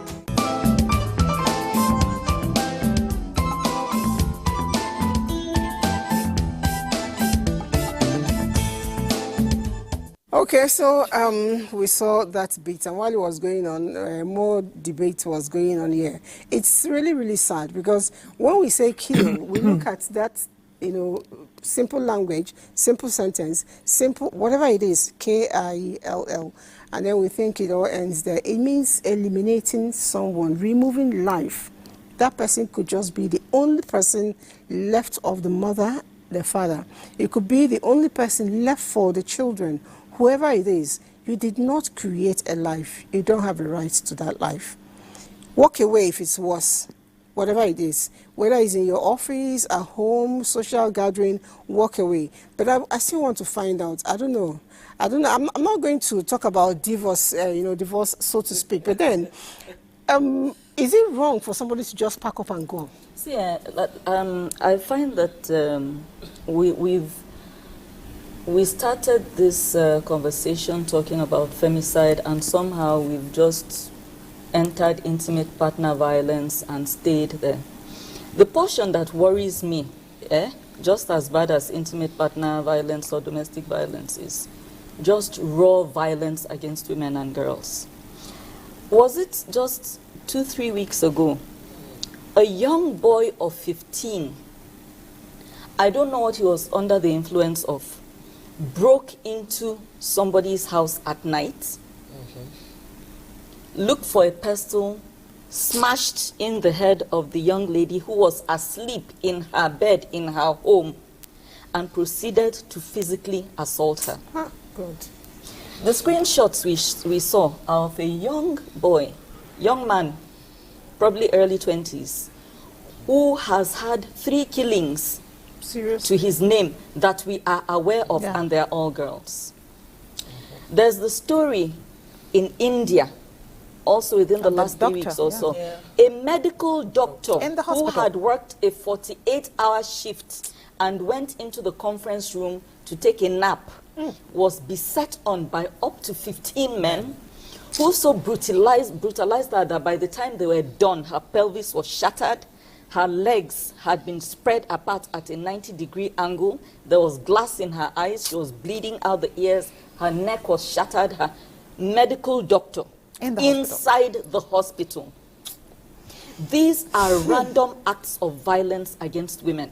We're not even talking of the one where you people know each other, so there's bad blood, and you people are trying to... That one is still there yet too. And the men will get the upper hand because, well, first of all, culturally, they are enabled to do it. Physically, I don't care what you are going to say, the average man is physically and physiologically built stronger than the average woman of his age and size, ordinarily. Ordinarily, you don't want to take a man on in a fight, ordinarily. He will best you. Now, the worst scenario so far in all the cases I've seen is this nasty story coming out of France. This one is an intimate partner violence thing. This man is 70-something. 71. His wife is also in her 70s. This man, over a period of a decade, that's the one they have record of. 10 years, yeah. He was consistently drugging his wife into unconsciousness at night. Then he would bring random strangers that he had fished off the internet to come and do things to this woman in her unconscious state. Now, I always this wondered, lady is not young. Did she not know? I said unconscious. No, I mean at a point she was taking those drugs. If you are being... she wasn't the one taking the drugs. It was being administered to her without her knowledge. When she wakes up, does she not see any sign? She had been going to hospital because she knew something was wrong. And through the whole of this thing, she had developed 4 STIs, sexually transmitted infections. And this man would follow her to hospital. And he had a chat room online on the dark web where he was inviting men to come to his house and do this thing with his wife. Oh, he's sick. And it was over a period... That's just it. He's sick. Let me land. This was over a period of 10 years, and this woman is old. If you are up to 70, you cannot be categorized as young anymore. But they're doing she was it in old. Nigeria. Yeah. She was, hang on, she was old. I wouldn't say she's particularly pretty. She's just your regular old woman. She's drained. and this man was doing this thing to her, and shocker, he wasn't even collecting money. If there's money, I will try to understand where it's going. Now, the reason I reject this whole thing of mental illness in this particular case is this. Let's agree that the person who coordinated this thing was mentally ill. He was able to access another 70-something mentally ill men. Yeah. In one small community those ones may not in France. Be ill. All my dear, something men over between the ages of 29 illness is not necessarily the kind of illness we know. For a person to come and have sex with an unconscious woman in front of her husband in her home, you have to be sick. No, you have to be evil. And evil. Yes. All right, I reject the notion that in a tiny community you were able to get 72 men who were that mentally deranged. Really? Because somebody who is fantasizing about having relations with somebody who is unconscious is somebody who has a fantasy of doing things with corpses. All right, and so this is real. Let's quickly touch base with fans who are watching, and the story I'm seeing here is almost getting me. I wish I can manage to get through today without crying. It says, my husband does it, meaning that the husband beats her. He left him when he tried to defile my 2-year-old daughter. And God willing, he did not succeed. And this was about 10 years ago. She's very happy that we're having the conversation. God help you. I encourage you, if you're having the same experience, the best way out is to leave. Yeah. You don't need to hang on there. If you stay in and take it all, you die. Your children, they get to suffer it more. Good morning to everyone in the house. Growing up as a child, I always saw my father beating my mommy. But now that I'm an adult, I see beating my girlfriend or my wife or even any girl child around me as not being good. And I'm really enjoying this conversation this morning.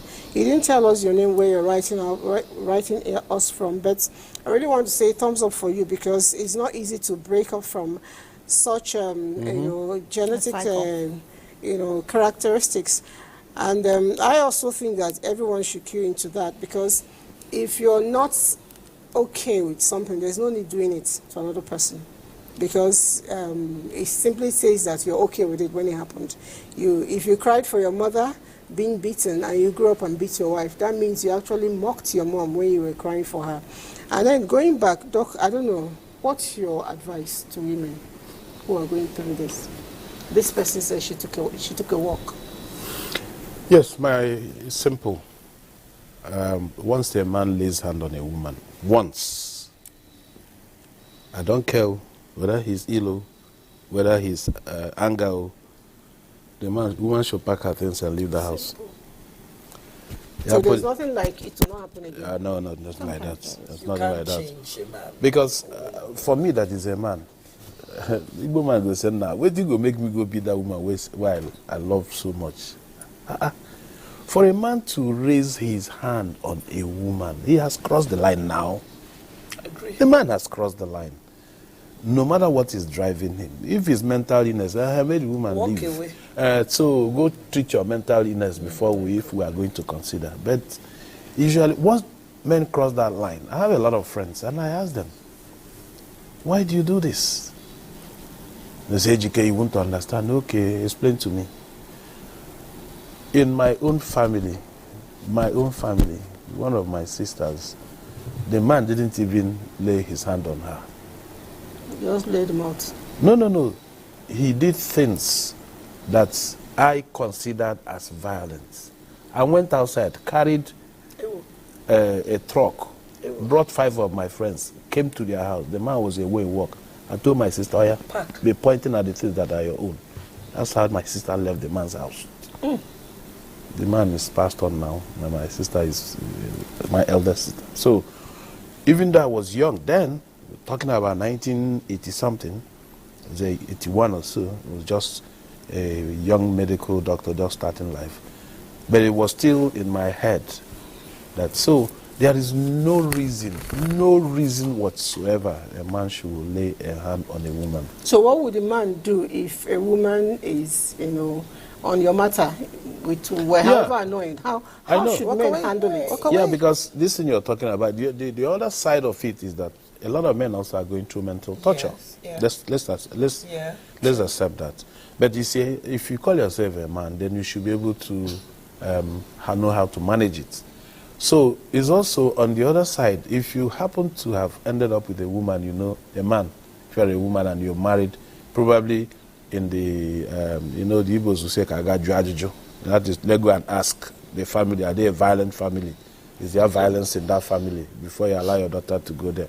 If you didn't do all that and you eventually end up, your wife now comes in, I always tell the men,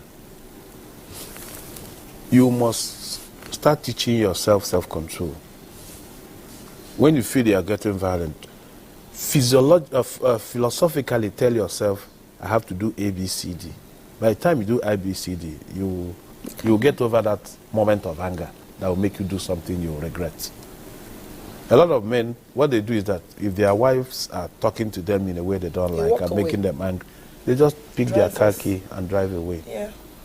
That's their way of solving the problem. But I don't think it's like walking away from the problem. You come back to it. No, but most of the time, the woman is sleeping and she forgets.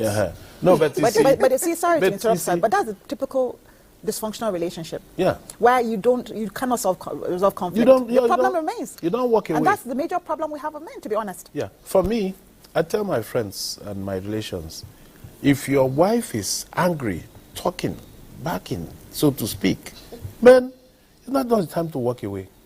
Talk.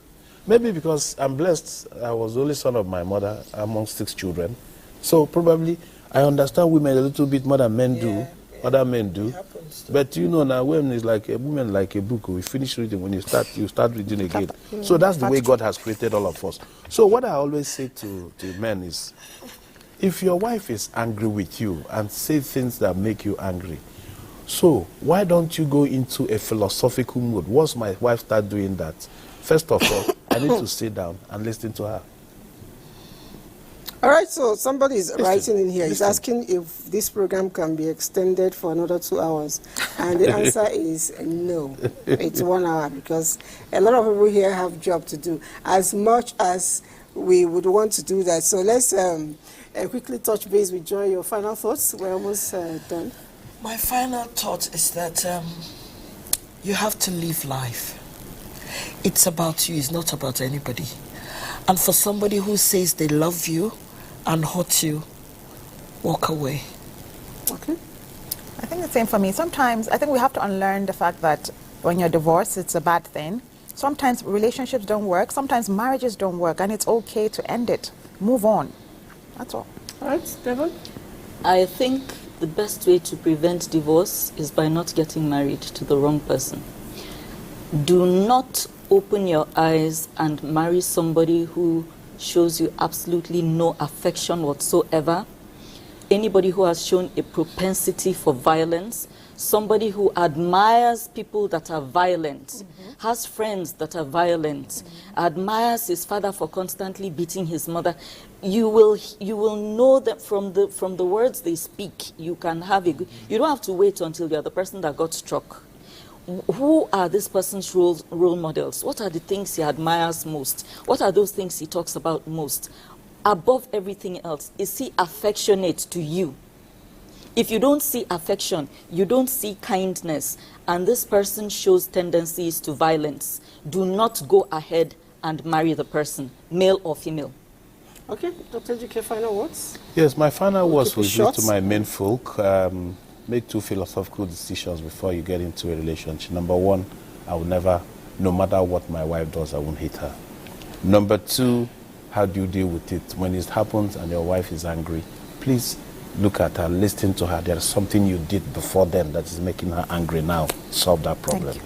All right, fantastic. Let's end with just one more message, actually. It says, Bible says, if someone offends you, call him back or call her back and talk in love and harmony in a way that he or she will understand, not in violence, because only thing violence brings than to put you in a trouble such as death and destruction. And the only thing that brings such thing in marriage is the fact that since from the beginning, the marriage was built without proper foundation. It's exactly what you said. Either the marriage was established on financial benefits or lies, but not love. Thank you. That's Douglas. Douglas, thank you so much. I'm not sure I can take any more marriage, but any more message. This one says, okay, that he's just enjoying the conversation, and he's married to his beautiful wife and blessed with 5 kids, and he cannot hurt his wife or his children. Thank you so much. I appreciate that, you taking care of your wife in that manner. And I'll just go by saying that if you cannot handle it, please don't go near the kitchen. If you know you're a man, you cannot manage your temper, please don't go. Because one day, the women are going to go to the gym and they're going to train real hard. You hit them one, they're going to hit you two. I'll see you next week.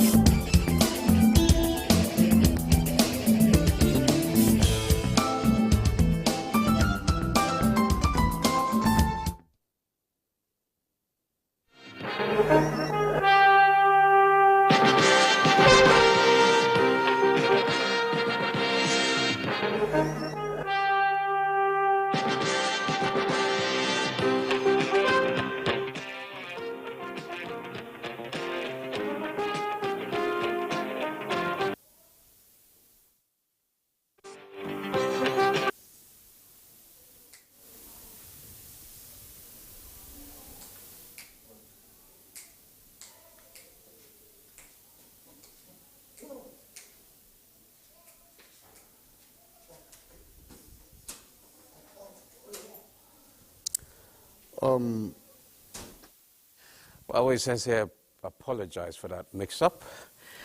Federal government commits to economic revolution as investors poised to take advantage in the power sector. This and more on Panorama with me, Musa Abubakar.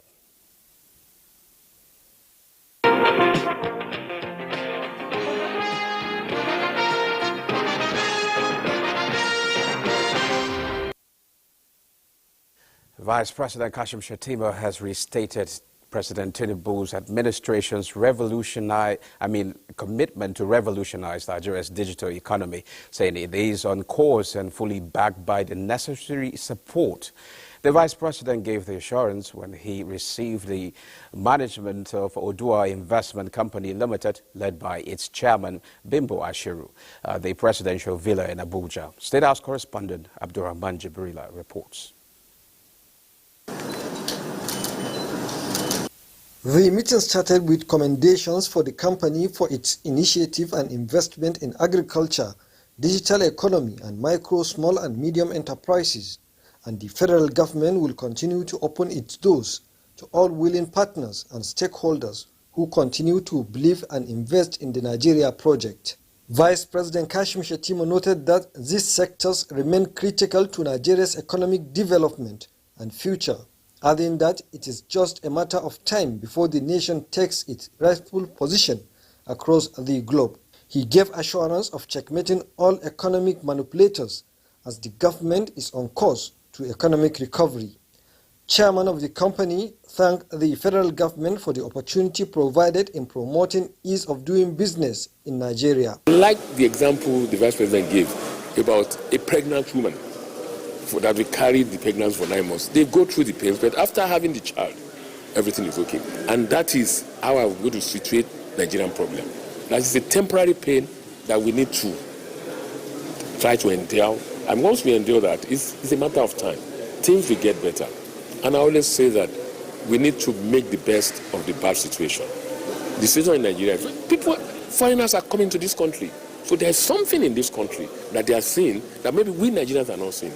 So the moment an average Nigerian is proud to be a Nigerian, I can tell you things will change and we'll move forward in this country. He expressed optimism that businesses will continue to thrive, calling on citizens and investors to take advantage of the opportunities that abound in Nigeria and do business. From the State House, Abdurrahman Jibrila, NTA News. The federal government is asking investors to leverage opportunities provided in the new Electricity Act 2023 and invest in the nation's power sector, which is transiting to a competitive market.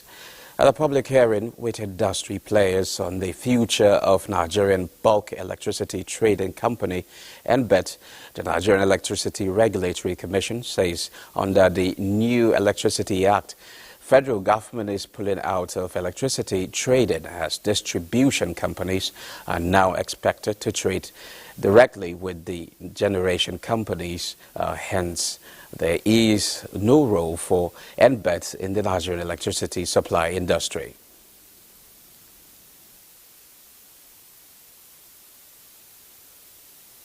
The legal framework has changed. The Constitution has been amended to fully allow subnationals unfettered access to be full players and regulators in the sector.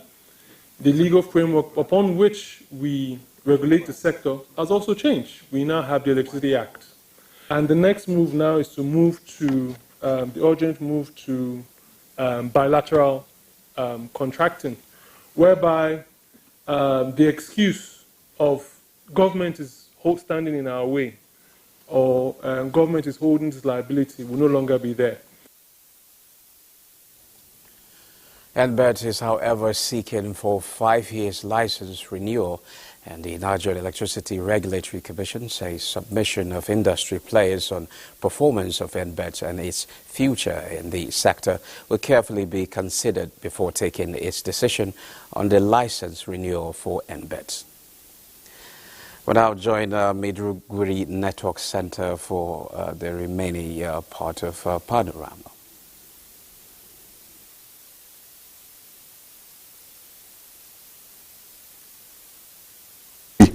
Floods are one of the most destructive natural disasters, causing widespread devastation and loss of life. They occur when excess water overflows onto land, often as a result of heavy rainfall, storm surges, or dam failures. Floods can have a profound impact on communities, destroying homes, infrastructure, and livelihoods.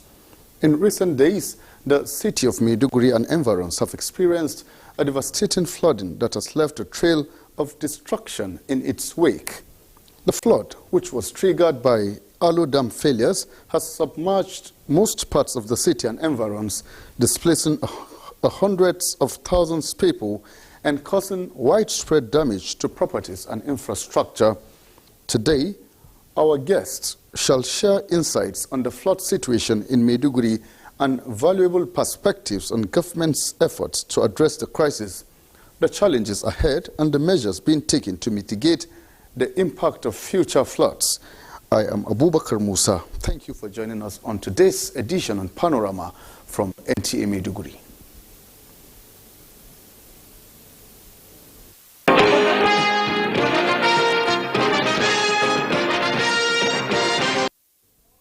History was made today as the federal government signed the Cape Town Convention Practice Direction to reduce cost of airline operations in Nigeria.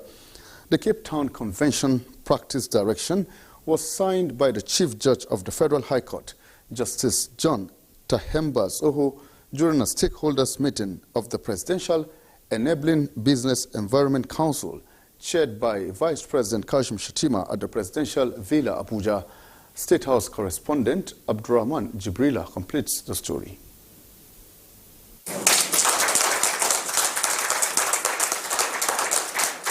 Cape Town Convention Practice Direction signed. The principles of the convention now becomes reinforced in Nigeria, reducing the cost of insurance for airlines, restoring investors' confidence in the nation's aviation industry, and enabling domestic airline operators to dry lease aircraft, among others. And this is coming as some local operators had in the past breached the Cape Town Convention, which regulates aircraft leasing across the world, leading to the Aviation Working Group, co-chaired by Airbus and Boeing, saying Nigeria will be blacklisted until it implements a law that will guide against a repeat of such breach. We were able to cross-pollinate ideas across all sectors, And have come up with robust solutions to the challenges facing the aviation industry. And we will take all necessary measures, as painful as some might be, to protect, promote, project, and preserve the interests of the Nigerian nation. Be rest assured that President Bola Ahmed Tinubu is keenly interested in the promotion and preservation of the Nigerian airline industry. Vice President Kashim Shettima said the action will substantially reduce costs in the airline industry, facilitate growth, and include further action that will be taken in that direction. Nigerians have been seeing the high cost of flight tickets lately. There are a number of factors, including forex and all that, but there's some regulatory and bureaucratic challenges. Because Mr. President is really committed to addressing challenges one by one, this is one of the fruits of what he has done. It's an unprecedented history that we're making here today. It's a venture that will boost the Nigerian airline and will boost the Nigerian aviation industry. A message has been sent to the entire aviation world by President Ahmed Bola Tinubu that the Nigerian airline industry is good to go. Insurance sector, being represented here by the regulator, will be working closely with the operators with one ultimate objective of Nigerianizing and localizing all those elements such that the Nigerian economy can grow and benefit from all of this. Signing of the document will reassure the international community it is safe to invest in Nigeria, and the unprecedented history made is a venture that will boost Nigerian airlines and the entire aviation industry, as the signing of the document was significant progress for Nigeria's aviation sector and the economy in general. From the State House, Abraham Jibrila, NTA News.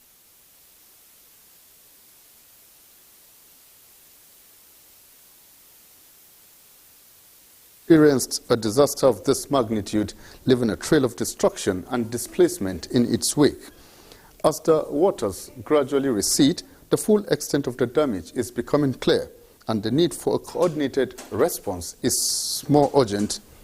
Now, joining me in the studio to discuss further on this is the Director General of the Borno State Emergency Management Agency, Barkindo Muhammad Saidu.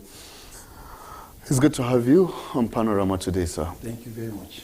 All right, Director General, can we begin by knowing the flood situation in Borno as of today?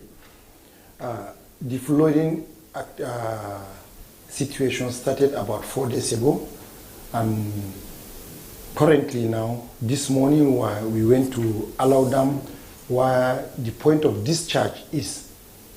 The speed or the velocity of water has reduced, the submerging or the flooding has receded, the water moving towards Maiduguri environs has reduced significantly. So also we went around the town today, we discovered that where the splashes are has also reduced and receded. Most of the buildings that were submerged are now emerging, which means the level of the water is going down. Okay, can you describe the extent of damage caused by the flood in Maiduguri and death toll as well as response to the crisis? Currently, we can only say much about on the response, but regarding the destruction and the death toll, we cannot be able to say or give the accurate figure because we are now focusing. Currently now we are focusing on rescuing life. So our attention is on life. We are now not on the assessment on the quantum of the damages or the death toll. Yeah, actually the death has occurred. It has killed some people. And also there are other people that died not because of the flooding as a primary cause, but rather maybe as a secondary cause. But actually we are focusing on search and rescue, trying to rescue people because there are many people that were trapped. Some were trapped on top of the roof, some were trapped on the deckings, some were trapped on top of trees, some were trapped on the upstairs of the buildings. So we are trying to now search and rescue them, or send an emergency response to them to see that at least they survive until we are able to bring them out of the location. This is obviously a Herculean task. Yes. Now, what are the biggest challenges SEMA is facing in terms of rescue, evacuation, and providing relief, as well as support to affected communities, and how is the agency overcoming these challenges? Yeah, we are able to overcome the challenges because SEMA is a multi-sectoral coordinating agency. So we were able to synergize and coordinate with almost all the relevant agencies. Initially, we faced a serious challenge, but now we are able to overcome them because Yobe SEMA has sent a team to us, and also they have sent motorized canoe to help us, and also they sent life jackets for our divers and the swimmers to go and keep on rescuing the people. So also the military authority have given us their huge trucks to help and evacuate the people from the location where lower vehicles cannot access the location. So honestly now we can say almost everything is under control in relation to the flooding. But unfortunately, the aftermath of the flood is now our major challenge. Number one, the buildings, many buildings, we cannot ascertain the possibility of returning them back into this building. Many structures have collapsed, like soccerwares, like toilets, etc.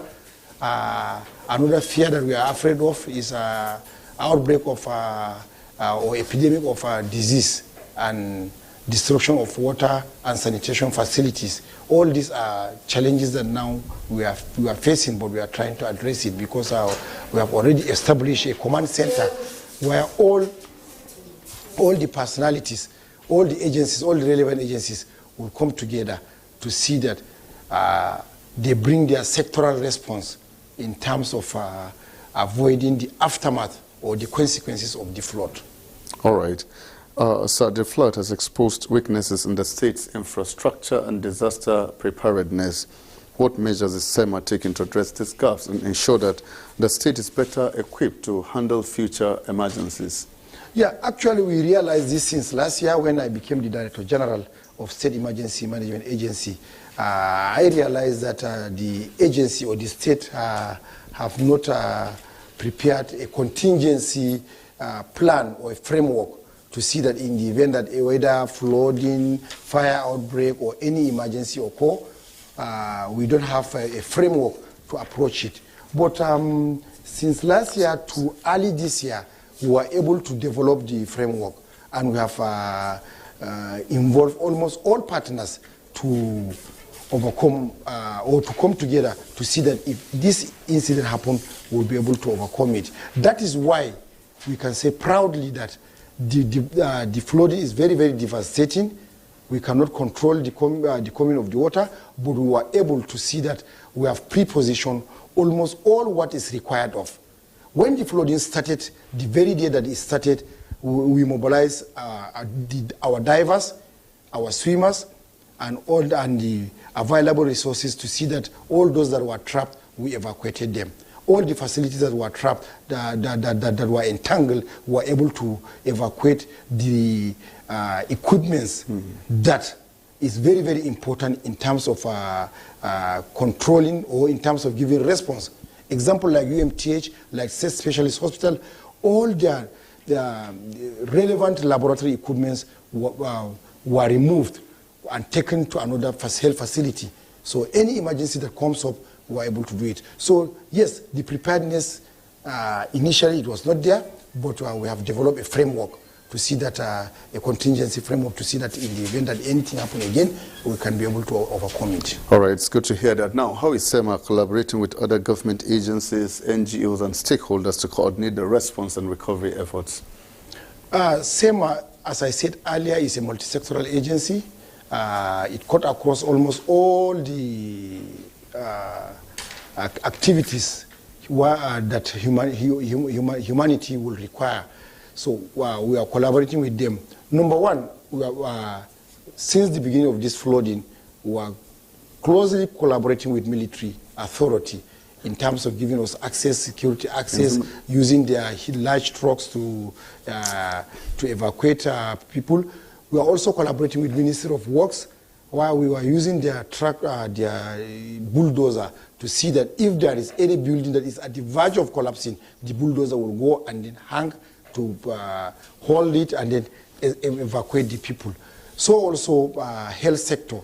Ministry of Health, both the Federal Ministry of Health, State Ministry of Health, and other health actors in this have brought up their contribution. In fact, to summarize everything, already we have established a basket where all the resources will be dropped in, then the resources were channeled to the appropriate location. Example, when we say the resources, not only the financial resources, but the human resources, the technical know-how, all the resources were brought up in one place. Okay, so I think we just have to take a break here. Well, let's take out this background report on flood, then the discussion will continue.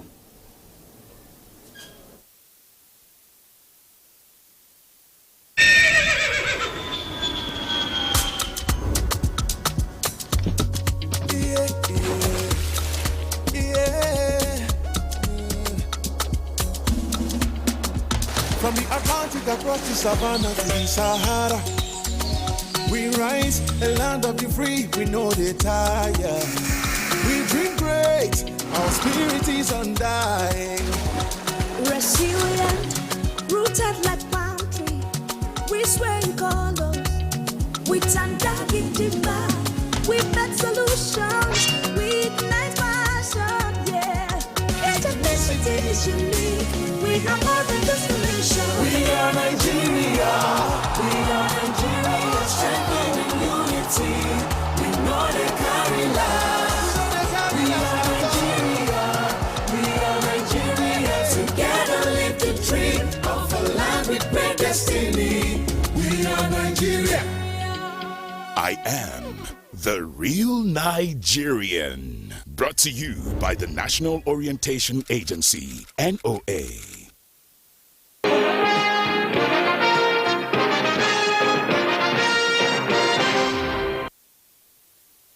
Can take from Meduri Network Center. Let's now join Austin Edumodu in Asaba, who has an update on National Youth Games.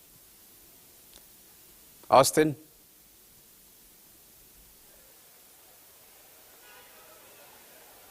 Hello? We can hear you. You can tell us. Hello? Give us an update of what is happening at the National Youth Games.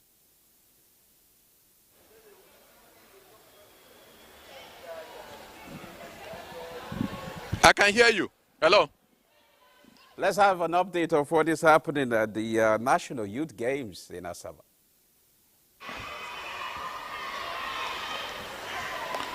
All right. We are right here at the Stephen Keshi Stadium where we are witnessing the ongoing 8th edition of the National Youth Games. Already the gold medals have started rolling in. Edo State is grabbing the headlines with 3 gold medals, and it's coming from the weightlifting category. Guess what? It's a 14-year-old Chijuka Marachi Ezra from Team Edo State who has won 3 gold medals on day 1 of the 8th edition of the National Youth Games. I have the young athlete with me here, Ezra Amarachi Chijoke. What a wonderful performance by you. How did you do the magic? What was the motivation? I not do any magic, just about training and adding more efforts to your training, and do not be scared, and wherever they give you training, you do the training and not just run from training. Any training they are giving you now is to build your body and ahead of the competition. They give you any training now, so you do, so that whenever you come to a competition ground, they cannot beat you. You'll be ahead of them. Yeah, that's just it. All right, thank you very much. Ezra, always ahead of them. 3 gold medals in the bag for Ezra from Team Edo State. And it has been a wonderful moment here at the 8th edition of the National Youth Games in Delta State. And organization-wise, everything has been put in place: security, accommodation for the athletes. officials, feeding, whole lots have been put in place to ensure that everything goes very well. And I have with me one of the members of the organizing committee of this competition in the person of Harrison Ocholo to share more lights on what we expect in few days to come.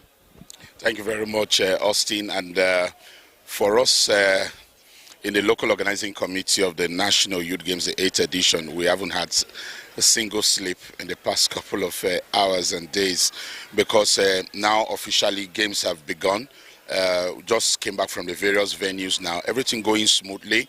We expect weather to be more friendlier than this. In the forecast analysis we did days leading to the festival games, we knew we'll have weather issues, but that has not deterred sporting events from taking place. At the Cenotaph, we have handball and volleyball. At Obanam, the brand new hockey stadium, we've got hockey taking place at the moment. At St. Patrick's, where we've got 2 fields in St. Patrick's, and we have football and, of course, baseball, softball taking place as well. Then beach volleyball at the West End Mixed Secondary School.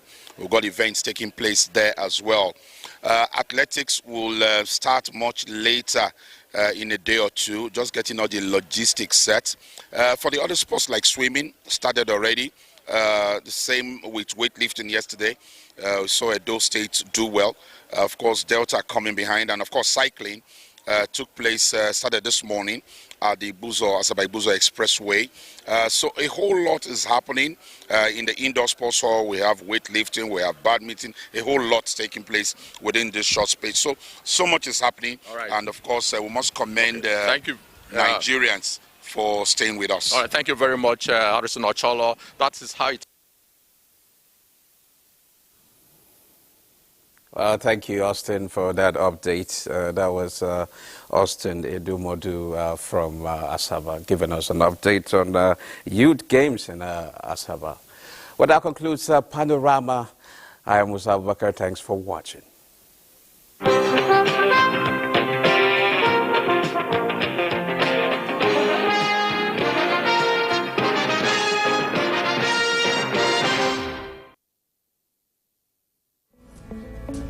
From dusk to dawn, 24 hours a day, NTA International is with you.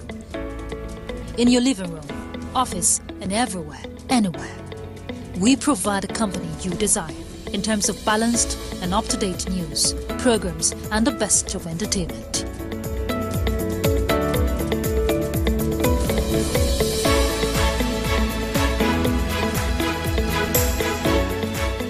Tune in to DSTV channel 251, Go TV channel. And to watch NTA International in the USA, Canada, and Mexico, use the following satellite parameters. You can also see us on Facebook and YouTube for quality content on the go. NTA International, Africa's window to the world. The stage is set, the money is real. Welcome to the 10 Million Naira Pyramid Game Show. The acclaimed classic game of words and weights, now coming to Nigeria. This is Pyramid. 2 teams. One celebrity and one contestant. My brother from Kogi. Each compete against the clock. They take turns to describe words to each other. What dogs play with? Toys. The more words they guess correctly, the more points they score. When they're teaching in the classroom. Yawn. The team with the highest score goes on to play in the winner's circle. Can't use your hands, so make sure they stay strapped in the entire time. Where words turn into phrases and they can win 10 million naira. Be something. Michael Jackson. Fun for the whole family in prime time. I'm feeling like I'm on the hot seat. You also can win big by texting PLAY to 20333 for a chance to win from your mobile phone. Best game show of all time, the Pyramid Game Show. Show NTA International, channel 251 on DSTV and channel 124 on GoTV. Wednesdays, 6 p.m. on NTA Entertainment, channel 105 on Star Times. Pyramid Game Show, powered by Fidelity Bank. We keep our words. Connected by Airtel. The reason to imagine.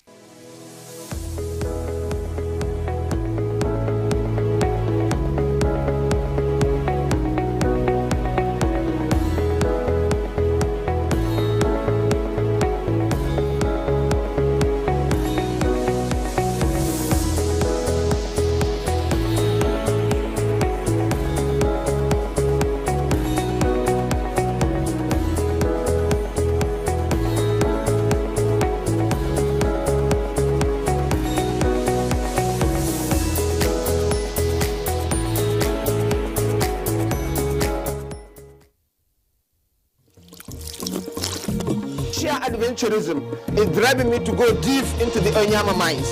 It is the biggest coal mine in the whole of South. Well, the coronation of the new Oni is a watershed in the history of the Yoruba land generally, and Ife in particular. Now, because they have a leader now, that will... Simply put, Gura is a beautiful countryside with awesome landscapes. If something differently will be done to the Nigerian textile industries, that our youth will be employed.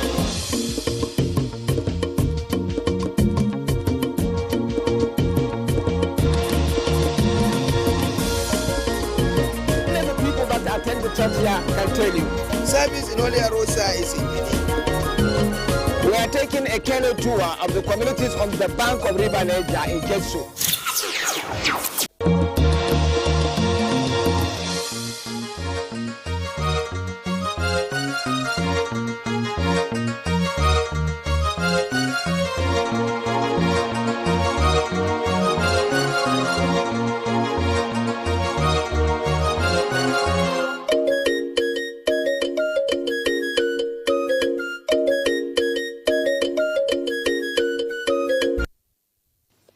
Yola town in Adamawa State is a fusion of innocence and beauty.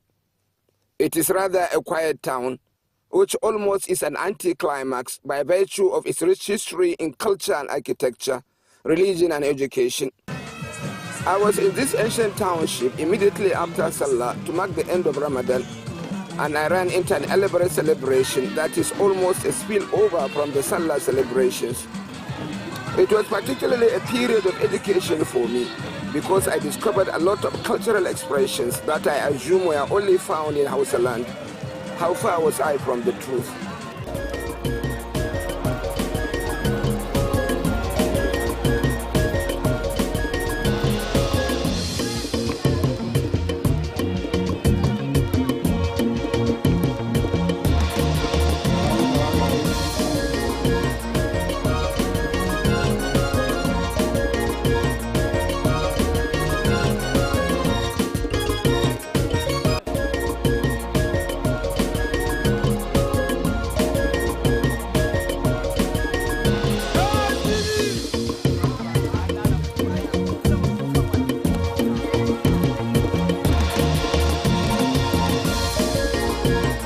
This patently Fulani township must have developed certain cultural attributes from its long history of relations with the Hausa and the Kanuri, which in turn may have basis in the Fulani jihads of the 19th century. At any rate, it was the day Yola was out to relive a segment of its cultural heritage, and it was beautiful to the eye.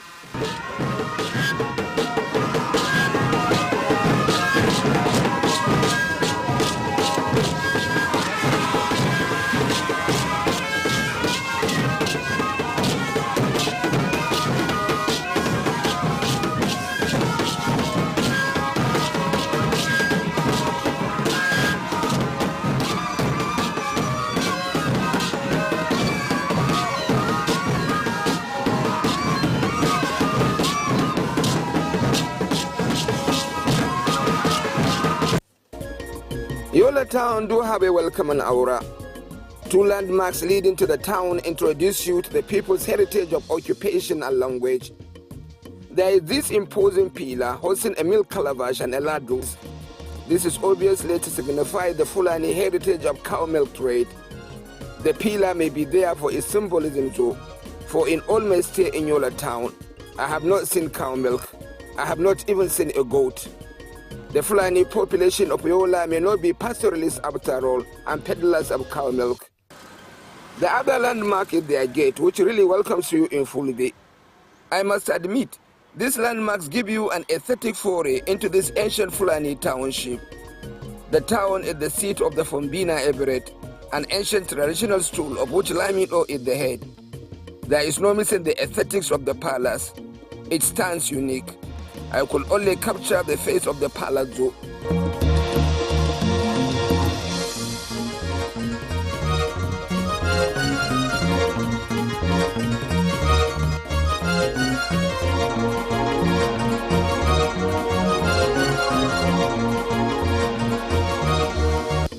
The towering mosque, the Modibo Adama Mosque, I must admit, however, is a towering architectural masterpiece overlooking the palace. It has been there for close to 200 years, and it holds great cultural and historical significance across all Muslim communities in Nigeria and the world. I arrived Yola on a Friday, so I had a chance to see worshippers troop into this magnificent edifice. It is, in the word of our researcher, a reflection of the growth and devotion of the local Muslim community over the last 2 centuries. The interior of the mosque accommodates upward of 5,000 worshippers. The figure can almost be doubled when put together with its terraces. On this day, worshippers included the former Vice President and Wazir of Adamawa, Atiku Abubakar. It is a great sight to see worshippers come out of this mosque after the Friday prayers. It is a picture of unity in faith. The goodwill between them is sincere and heartwarming. Almost by serendipity, I run into Dr. Umar Buba Bindir, who guides me through my cultural exploration in Yola. Bindir is an intellectual, a technocrat, a man of culture, and the son of the soil, and the Grand Mufti of Adamawa. We have done a lot of work together on culture and education, and today in his ancestral home is at the center of a major cultural event as a traditional title holder of the Grand Mufti. You talk of serendipity. Bindir has an assuming lifestyle, and I ran into him in pleasant exchanges of goodwill and banters with his people after the prayers. From there, I know my story is told.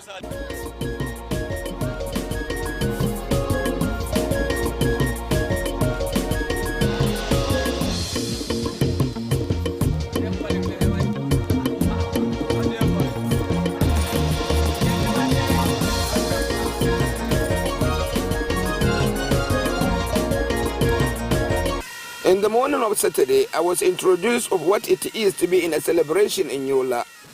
The day was musical and is building up to a grand celebration. The noise level was high and the arrivals have a national outlook. It was a rich exhibition of cultural identity in dress especially, and the all-embracing tradition of this ancient palace. One of the most engaging features of the Emirate system in Adamawa State is how the Lamidos Palace is a symbol of oneness of all cultural entities of the state and beyond.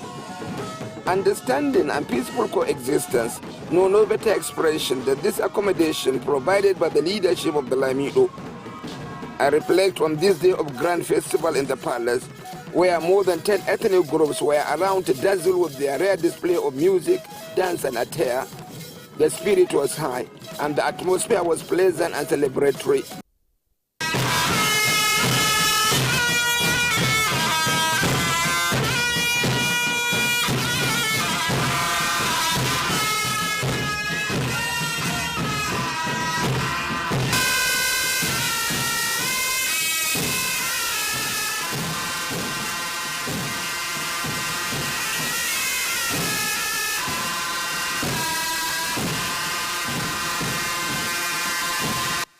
I am not a critic of indigenous music.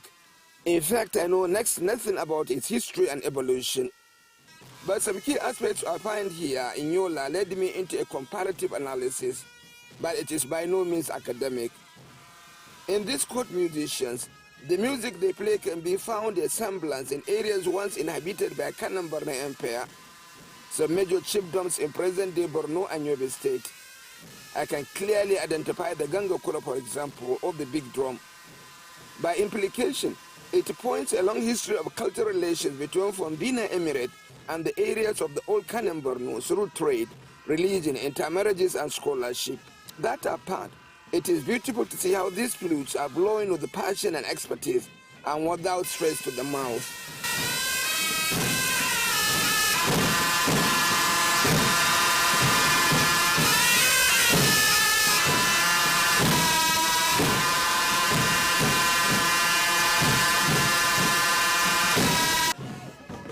I also find a refined feature in the identities of the music of ethnic entities of Adamawa State.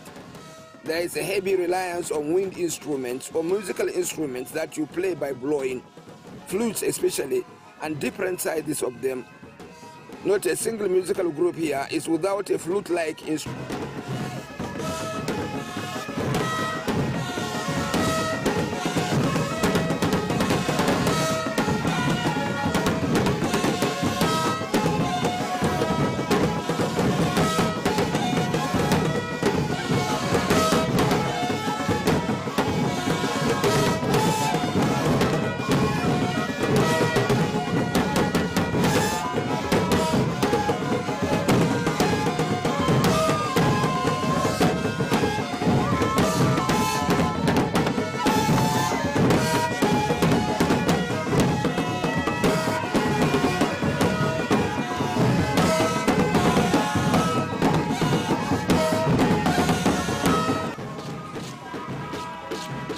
musical group are a celebration of ceremonial attires in music. It is beautiful what they wear in their heads, their necks, their arms, and their waists and knees. Even so, their delivery of music and that cultural essence, you go home with it in your head.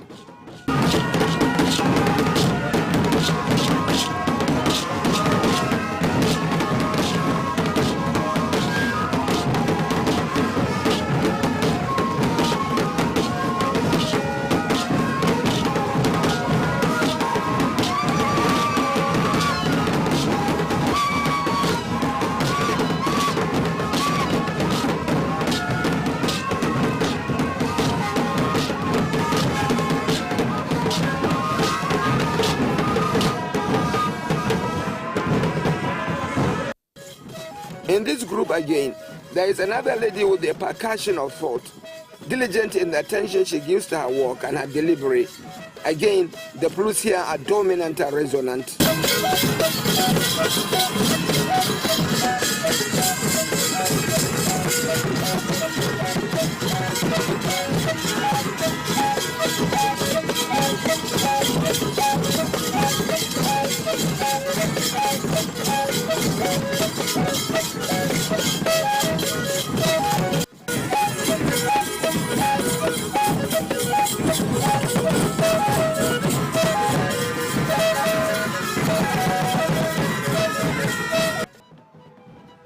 It was a thoroughly musical morning in the Lamido's Palace this Saturday because the atmosphere and moment called for it.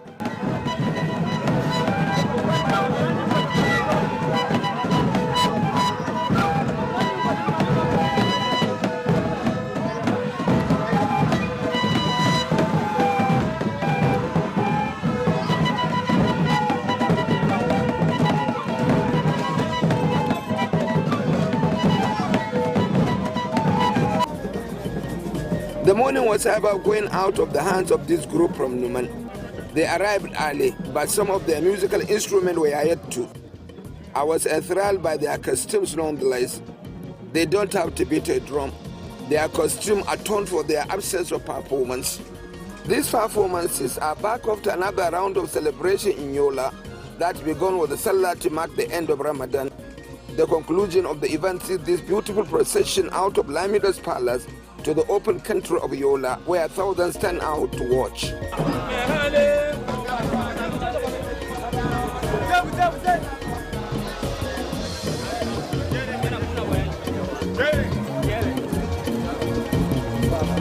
Dr. Umar Buba Bindir was part of the elaborate horse ride across towns at the Grand Mufti of Adamawa.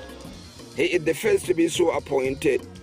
Apparently, the Lamido of Adamawa is resolved in harnessing his intellectual depth and outreach to promote social cohesion, harmony, and peace across his land.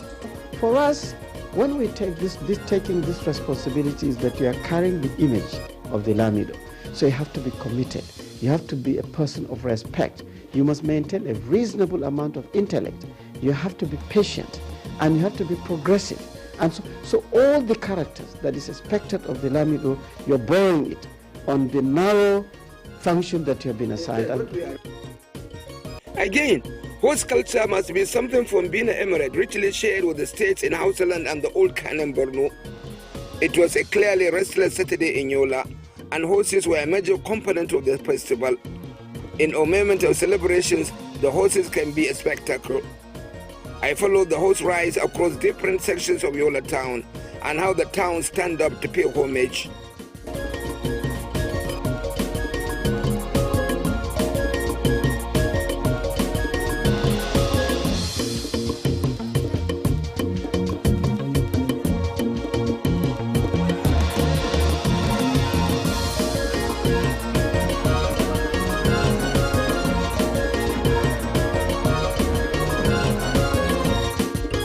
At a point, the riders disembarked and had moments to commune with their immediate family members in their ancestral homes to share in the joy of being recognized by the Lamido as frontline chieftains to play a major part in the elevation of the glory of Adamawa State. These visits can be passionate and down to earth.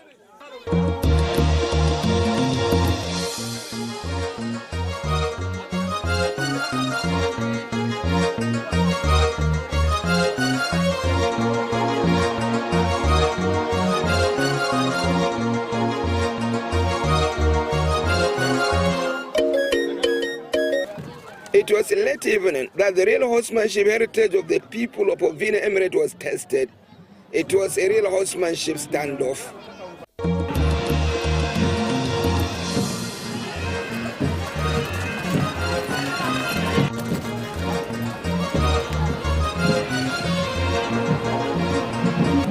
It was, however, preceded by another glorious event at Wetland, an event center where people who came from far and near were hosted to a festival launch.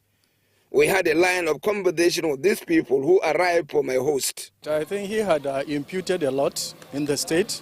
He has done so much for the community. And I can assure you that all that he did, this is part of the recognition by the community, most especially the Emirate Council. They have deemed it fit to reward him, and I think this is good enough. Do you think then there is an additional responsibility on him now that he is Mufti, now that he is given this recognition as well? Well, with each award, with each thing that has been given to you, much more will be requested out of you, meaning he has done it in the past.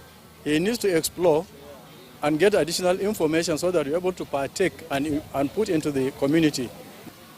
From a knowledge-based thinking, science and technology and knowledge to move any society, anywhere in the world, today can only be moved from a knowledge-based center.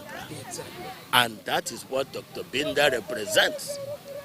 And that is what I was doing when he met me. Doing the knowledge-based business. And he saw it. And then, as I'm here today now, I'm just thinking about how I met him nearly 18 years ago. So I'm so happy to be here. It's about changing the humanity. It's about making the humanity better. Exactly. It is about human development, lifting up human beings. And incidentally, the post they give him is also knowledge-driven, because it is something to make society pure, to harmonize the society, to elevate them. Exactly. Yes, it was an evening of epic horsemanship. It is an organized competition for the exhibition of spiritual skills in horse handling.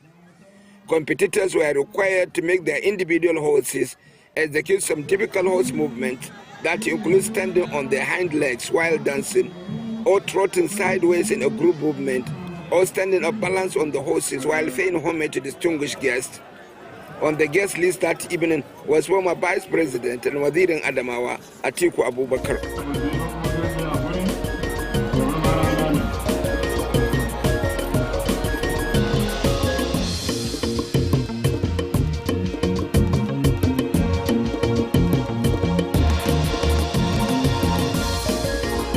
He put up excellent displays of rare horsemanship. They competed in groups of 3s and 4s. The audience were on their feet. It was an all-evening display, but as the sun is giving way to twilight, another round of Deba takes over and the parade was grand.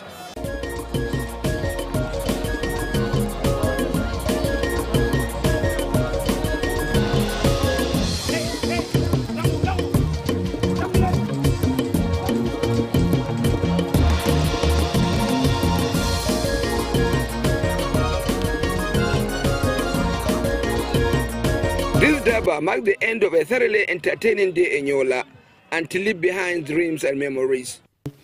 At any point in your life, these type of things, when they happen to you, is a very, very rare privilege. It was a huge experience for me as a local man, selected by His Royal Highness to handle this senior traditional title responsibility. And to see the old, the young, the big, the small, the men, women, girls and boys trooping out in their thousands just to honor you was very overwhelming.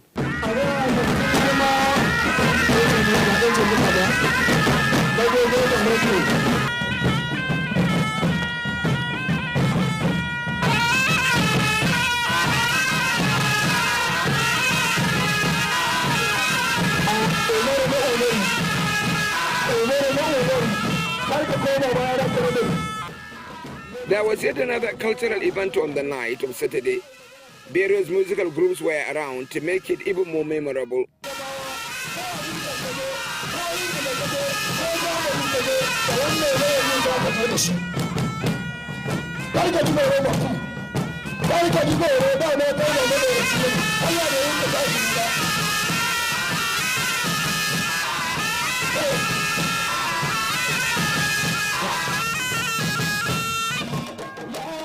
There was a major shift from the music in the palace, and this one, the medium in this night group, is mostly Hausa and reflects a traditional Hausa musical group of various shades, especially Kotso and Ganga.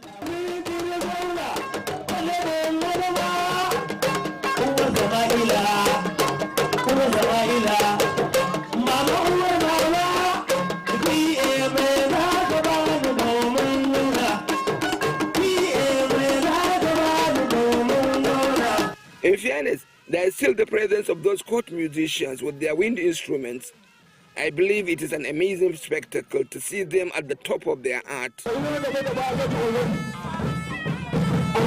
Adamawa as a regional entity is not new to choral music. Again, perhaps another case of borrowing from Hausa land.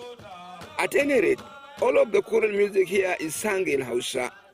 There is in fact a massive invasion of Hausa culture among this predominantly Fulani community, not only in the music and dance, but in the language and dressing they do as well.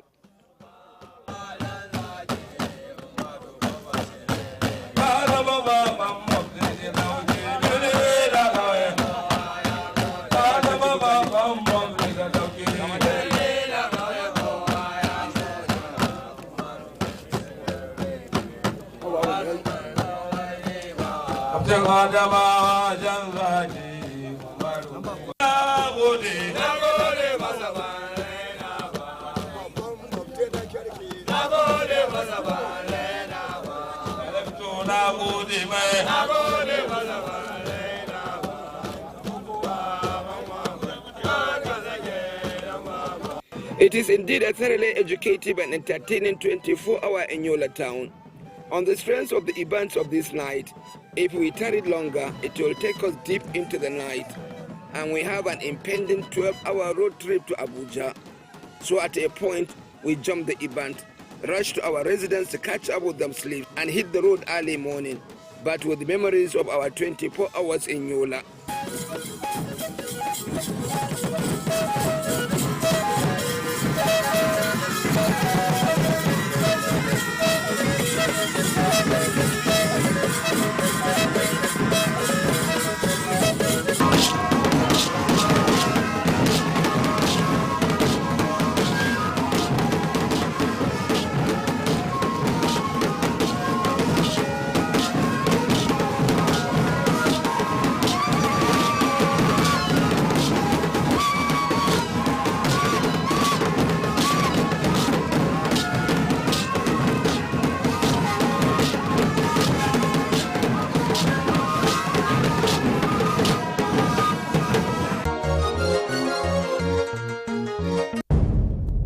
Information is power.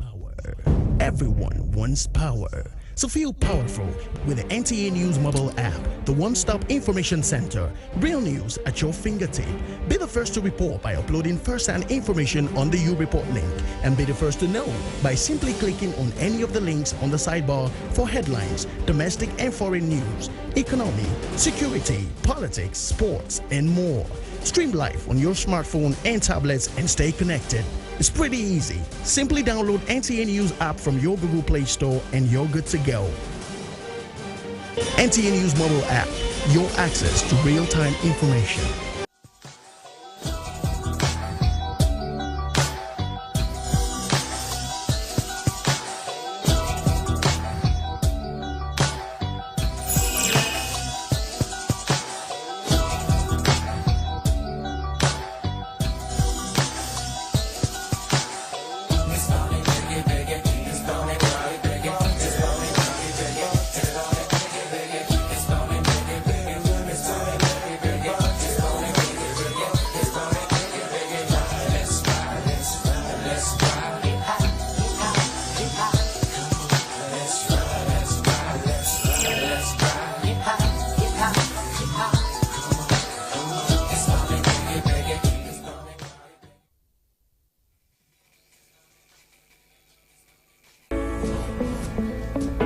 From dusk to dawn, 24 hours a day, NTA International is with you. In your living room, office, and everywhere, anywhere. We provide the company you desire in terms of balanced and up-to-date news, programs, and the best of entertainment.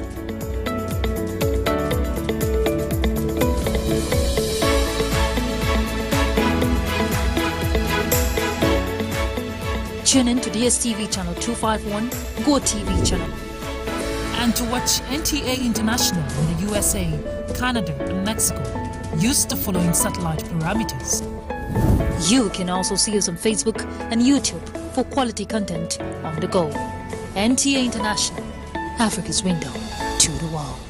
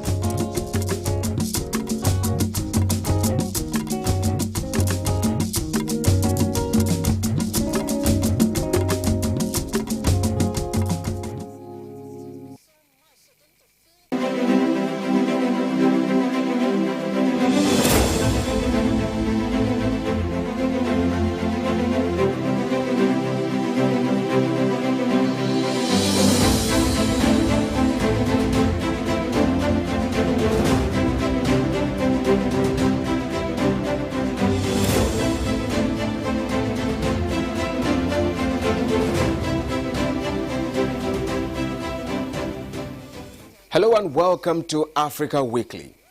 The China-Africa Summit may have come and gone, but echoes of its successful outing for many African countries is still resonating among stakeholders.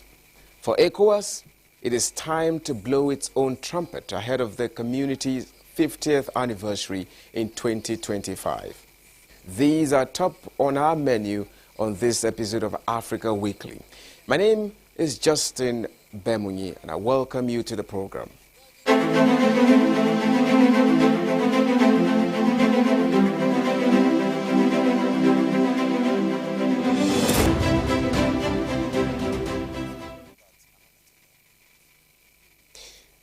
China and Nigeria have reaffirmed their commitment to deepening economic ties and bilateral cooperation. Now the two countries' strategic partnership has been elevated into a comprehensive strategic partnership. And key projects in infrastructure development and security are seen as pivotal in achieving Nigeria's economic goals under its renewed hope agenda.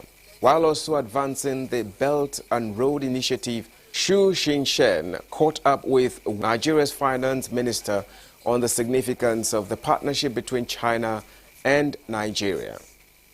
Your Excellency, Minister, thanks for speaking with us. So first, let's talk about the Forum on China-Africa Cooperation and what opportunities or new opportunities, per se, can be provided from this mechanism to facilitate cooperation between China and Nigeria. We're very much looking forward to the new conversations that can be had in the areas of development generally, for physical development in particular, but also other areas, cultural exchanges, and some of the softer side of things, as opposed to just roads, bridges, railways, which are critical. As you have mentioned, there's a huge potential to boost cooperation in existing areas and also culturally. And speaking of Nigeria and China, the two countries endured over half a century of diplomatic ties. What's your evaluation of the cooperation between the two countries, and what is the significance of this partnership? Well, overall, I would say it has been very good, if not excellent, because today China is Nigeria's largest trading partner. To put it in context, I think if I take the figures from around a couple of years ago, the second biggest trading partner of Nigeria, their exports to Nigeria were 1/3 of what China's is. So that is a very significant relationship. And likewise, in terms of exports, Nigeria is an oil exporting country and China is an oil importing country to an extent. And 22% of Nigeria's exports of oil were at one point going to China. So it's a very significant importer of Nigerian oil. It's an ongoing relationship. It's a developing relationship, but it's a substantial one. And it's very important to Nigeria. And we like to believe that it's also very important to China.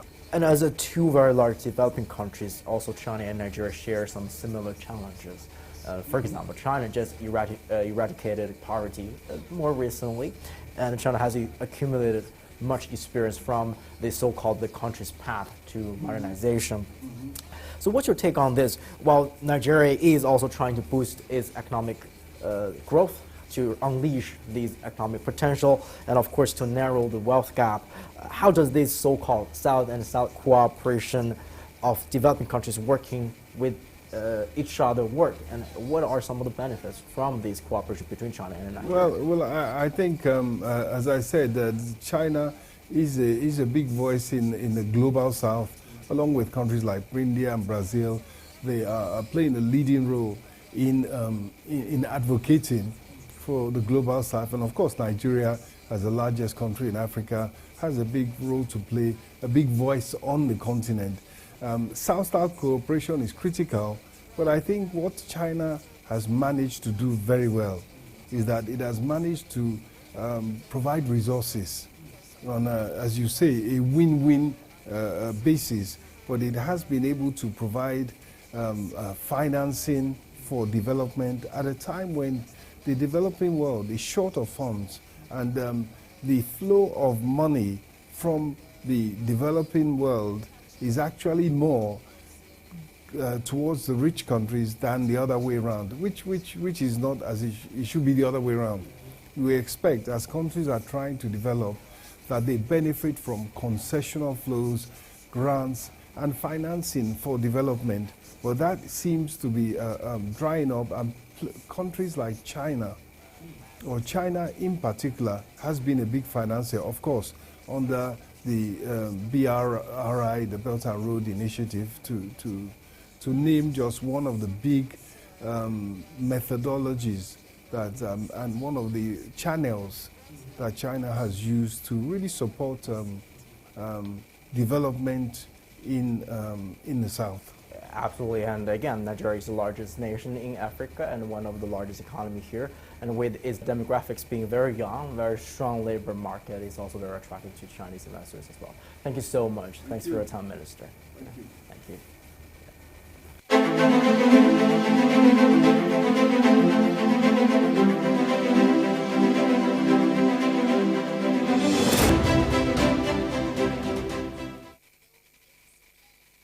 The first Tunisia-Nigeria Forum has commenced in Abuja with a strong Tunisian delegation of experts in diverse fields in attendance. Facilitated by the Tunisian Embassy in Nigeria, the forum is aimed at strengthening bilateral cooperation between both countries.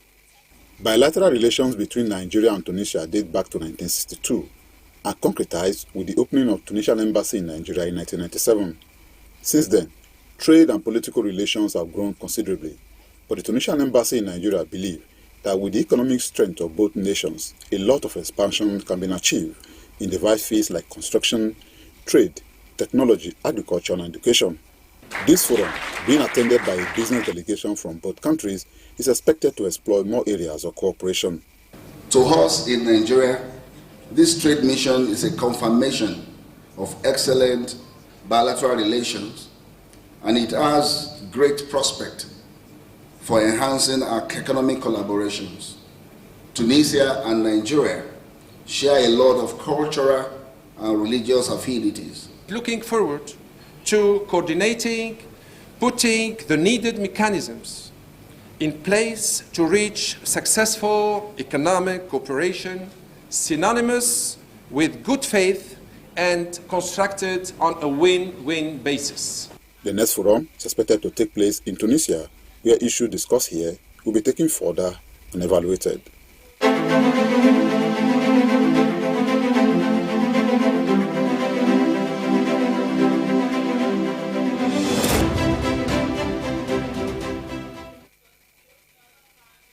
A two-day strategic meeting between ECOWAS Commission and heads of national television stations in West Africa has ended in Abuja with a resolve among public broadcasters in the sub-region to play a key role in promoting cooperation, peace and stability, which are core tenets of ECOWAS. We have an excerpt from the communique presented by Professor Kwame Karkari, facilitator of the meeting.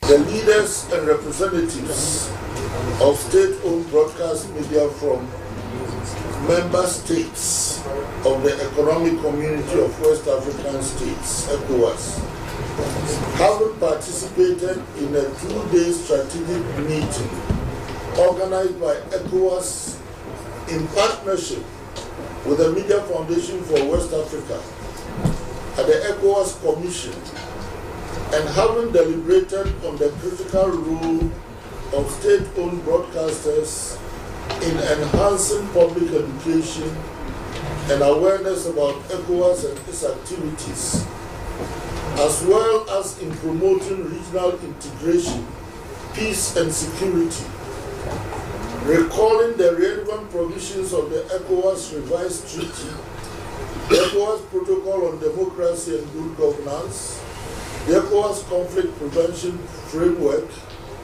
the ECOWAS Information and Communication Policy of December 2000, as well as other statutory documents, reaffirming our collective commitment to contribute contributing to promoting the mandate, visions and mission of ECOWAS, especially ECOWAS Vision 2050, and enhancing public awareness of ECOWAS and its activities through the media. Being conscious of the critical role of the media in countering the challenges of mis- and disinformation and promoting good governance, regional peace and security, as well as regional integration, do hereby resolve as follows. 1. Dedicated desks on the coverage of ECOWAS should be established with assigned journalists in newsrooms of state-owned broadcast stations in member states designated to focus on regular coverage of ECOWAS activities. This should be established by the end of September 2024. 2. National broadcasters should design and implement innovative programming to celebrate ECOWAS's 50th anniversary activities starting from October 2024 to May 2025. The ECOWAS Communication Directorate should provide content and the ECOWAS Communication Directorate should be strengthened and equipped to produce and coordinate distribution of information to state broadcasters and national media agencies. 5. ECOWAS national offices are required to develop regular liaison with national broadcasting organizations to provide them with information about ECOWAS programs and activities at the national level. 6. ECOWAS resident representatives are required to have regular engagements with national broadcasting organizations with a view to promote ECOWAS institutions at their respective host countries. 7. The Communication Directorate through RACECO, RACECO, will provide content for state broadcasters. 8. Establish a network of journalists of the state media across the region for information dissemination. 9. Training programs should be held for journalists assigned to cover ECOWAS. 10. ECOWAS should consider the development of a standard policy for the regulation of state-owned media to enhance their independence and efficiency. And finally, number 11, Director Generals of state-owned broadcast stations should consider setting up a West African Broadcasters Union to promote broadcasting standards. Done in Abuja on this day, 6 September 2024. Thank you.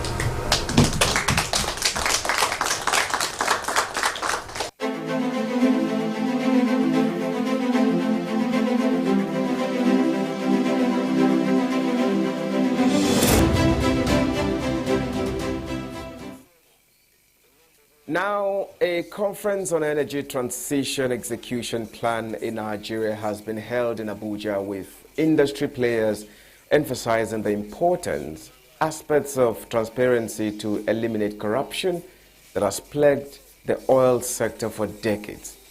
Chairman Header Resource Center facilitators of the conversations, Olarewanju Suraju, joins us via Zoom to share insights from that conference. Well, thank you so much for joining us, Mr. Suraju. Thank you so much for joining us on the program. Thank you for having me. Now, let's start by having your perspective on the state of Nigeria's energy sector.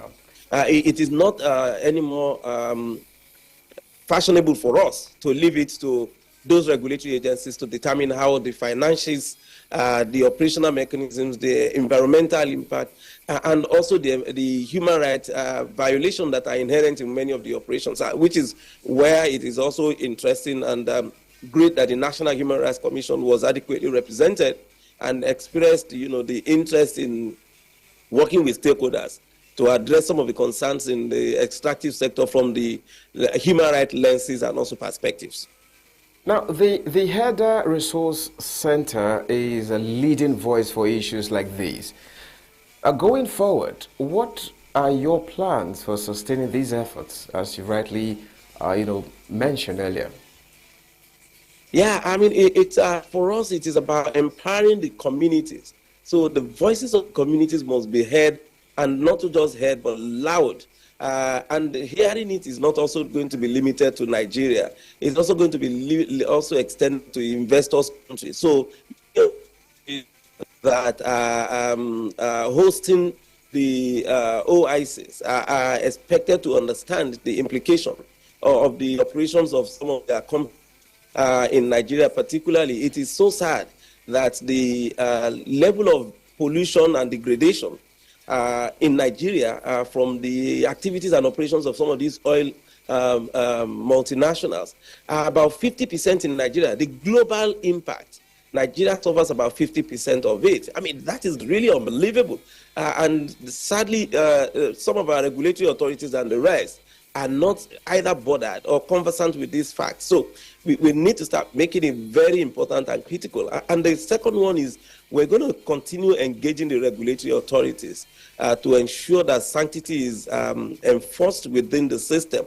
So it is not going to be business as usual. And that is why we had about 177 civil society organizations sending a letter to NUPRIC early this week to demand that divestment by many of these OICs are not just left to mere, proposal and approval. It has to actually go through the rigors and satisfy and tick all the boxes. Now, before I let you go, let me take you back to the recent conference you had. Give us a highlight of the major recommendations you came out with, and in line with that, what are your plans, or what are you doing to ensure that you bring the government into into position to, in terms of implementation?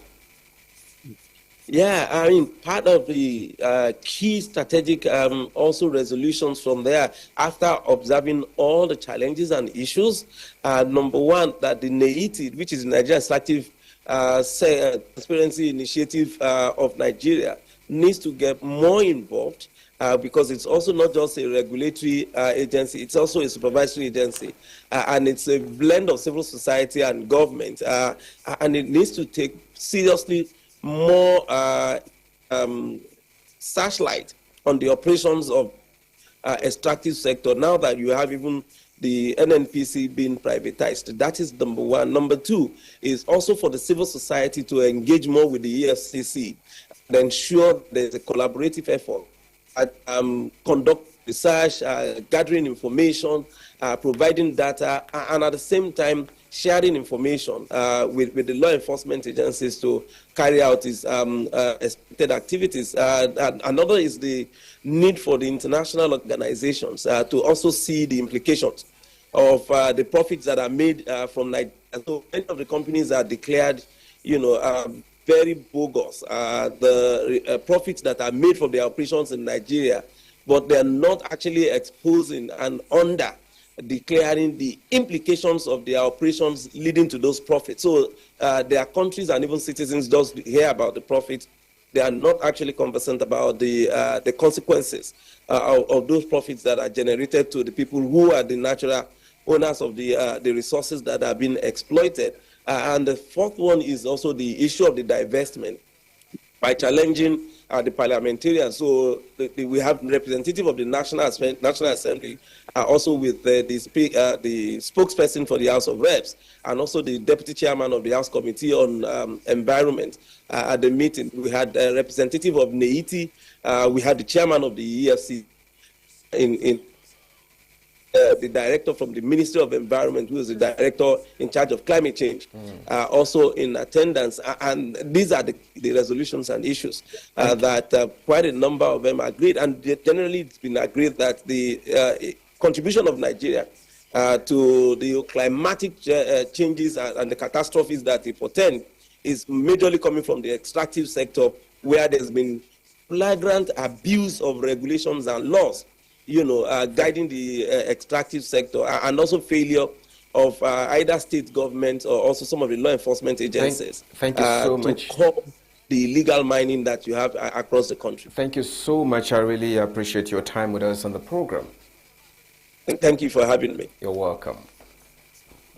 Well, this has been Chairman Header Resource Center, Olan Rewaju Suraju.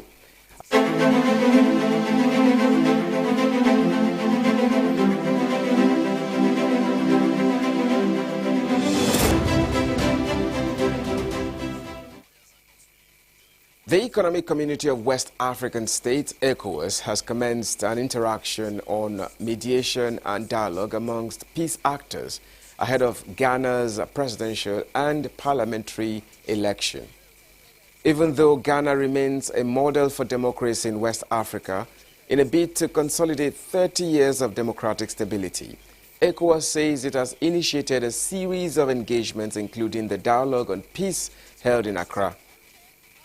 The Economic Community of West African States, ECOWAS, is aiming at rolling out proactive measures that will ensure a peaceful election in Ghana. Although the country's democratic journey has been stable for the last 30 years, ECOWAS is holding a dialogue amongst peace actors, which it believes will help consolidate the democratic gains of Ghana and to forestall any further rise in unconstitutional changes within West Africa. So Ghana is an icon in West Africa.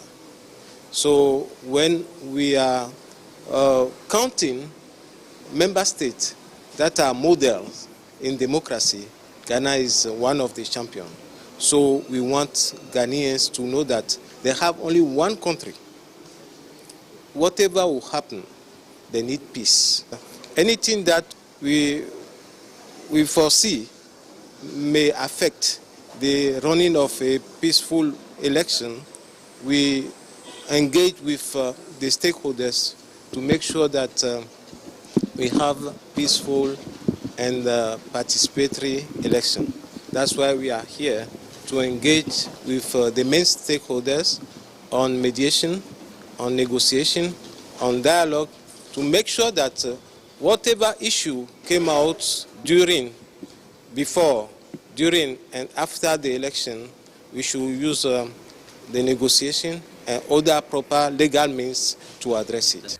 Meanwhile, the National Peace Council of Ghana is urging all political actors to support the ongoing peace process in order to safeguard the country's democracy. There is a lot of expectation on our country. Within the sub-region, people see Ghana as a model.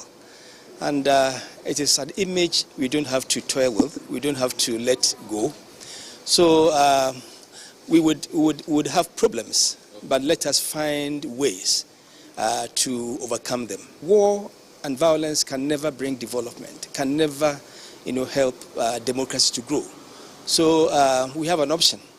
The option is to build on the gains we have made as a people. We've done this for more than 30 years.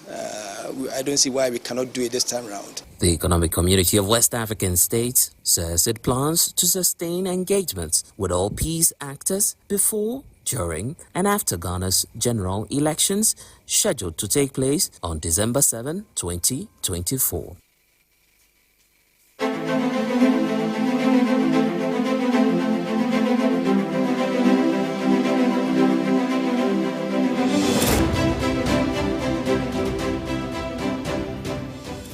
That's our package this week. Thanks for being part of it. My name is Justin Bemuni.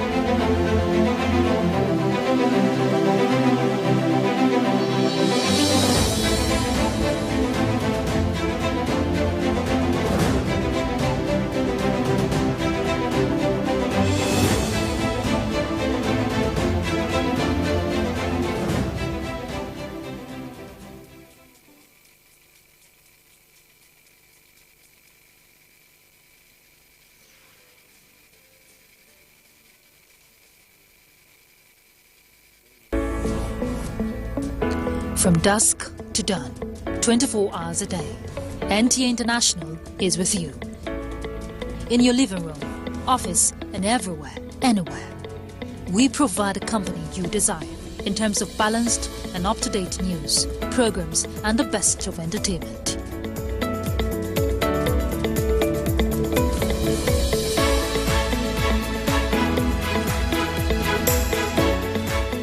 Tune in to DSTV channel 251, Go TV channel. And to watch NTA International in the USA, Canada, and Mexico, use the following satellite parameters. You can also see us on Facebook and YouTube for quality content on the go. NTA International, Africa's window to the world.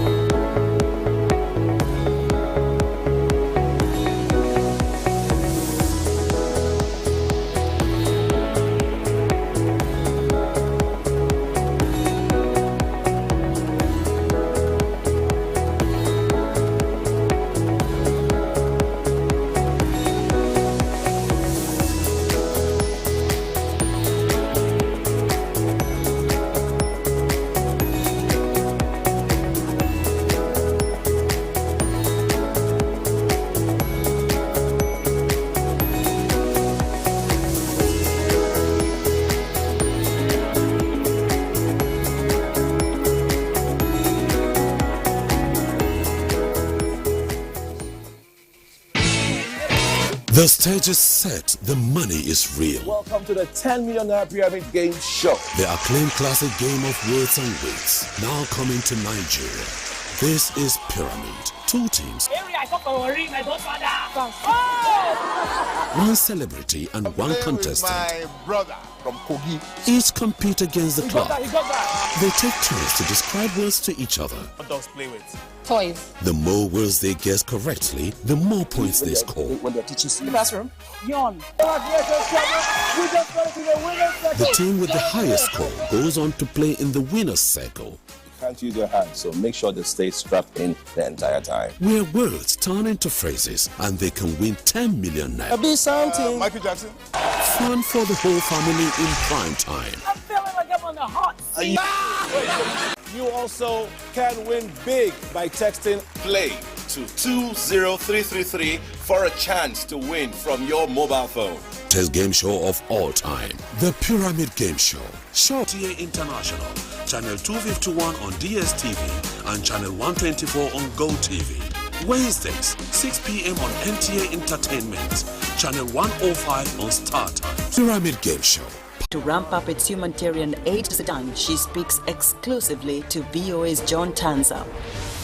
And an African Union report reveals drug and substance abuse is becoming a disaster in developing countries, and Kenya is among the most affected by the menace. All this and much more coming up on today's Africa 54.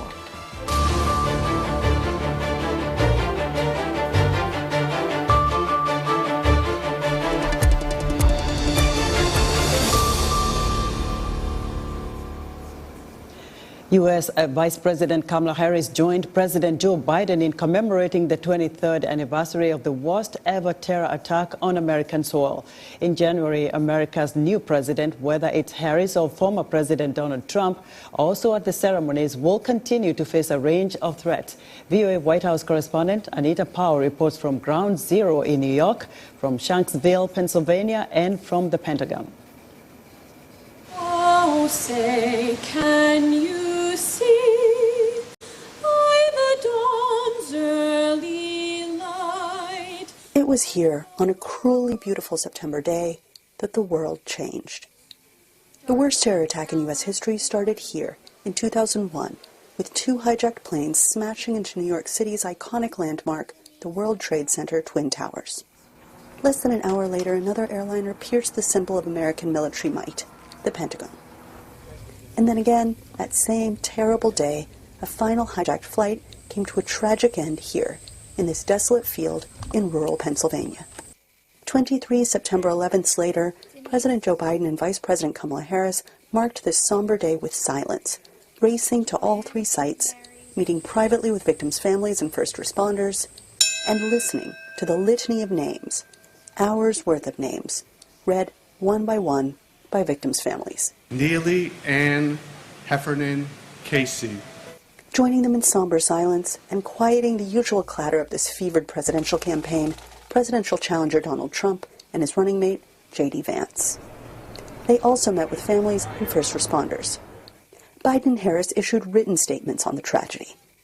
Responding to a question from VOA, the White House said the U.S. continues to take terror threats seriously. But as for counterterrorism capability, again, we have proven time and time again that we are able to monitor the threat and deal with the threat, sometimes in near real time if need be. Not taking it for granted, not saying we don't always have to keep sharpening it, but believe me, we're focused on it. But terrorism experts point to a growing list of hotspots, from the revitalized terror haven of Afghanistan to growing threats in West Africa.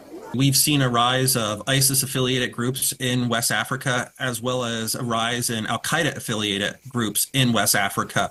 And we've seen some West African states have adopted authoritarian tones, have taken power by force, ignoring democracy and elections. And that has resulted in the departure of countries like the United States and France, who have embraced a rule of law system to counter bad actors. Whoever wins the White House in November, he said, will also need to look at threats much closer to home. I've been writing about the rise of domestic extremism for the last few years, and in many ways, it's the most profound challenge the United States faces for a few reasons. First, there has been an explosion of polarization in the United States, putting politics aside, but politics is part of that polarization that we see, that has resulted in a rise, especially in the early 2020s, of groups that have neo-Nazi sympathies. We love you so much and we miss you so much.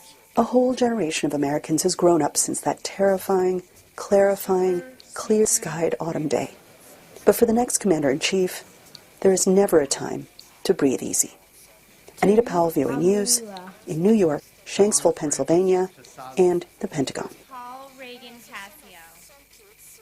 Democratic U.S. Vice President Kamala Harris and Republican Donald Trump are each visiting swing states on Thursday as they try to woo voters in what appears to be a very tight race for the White House.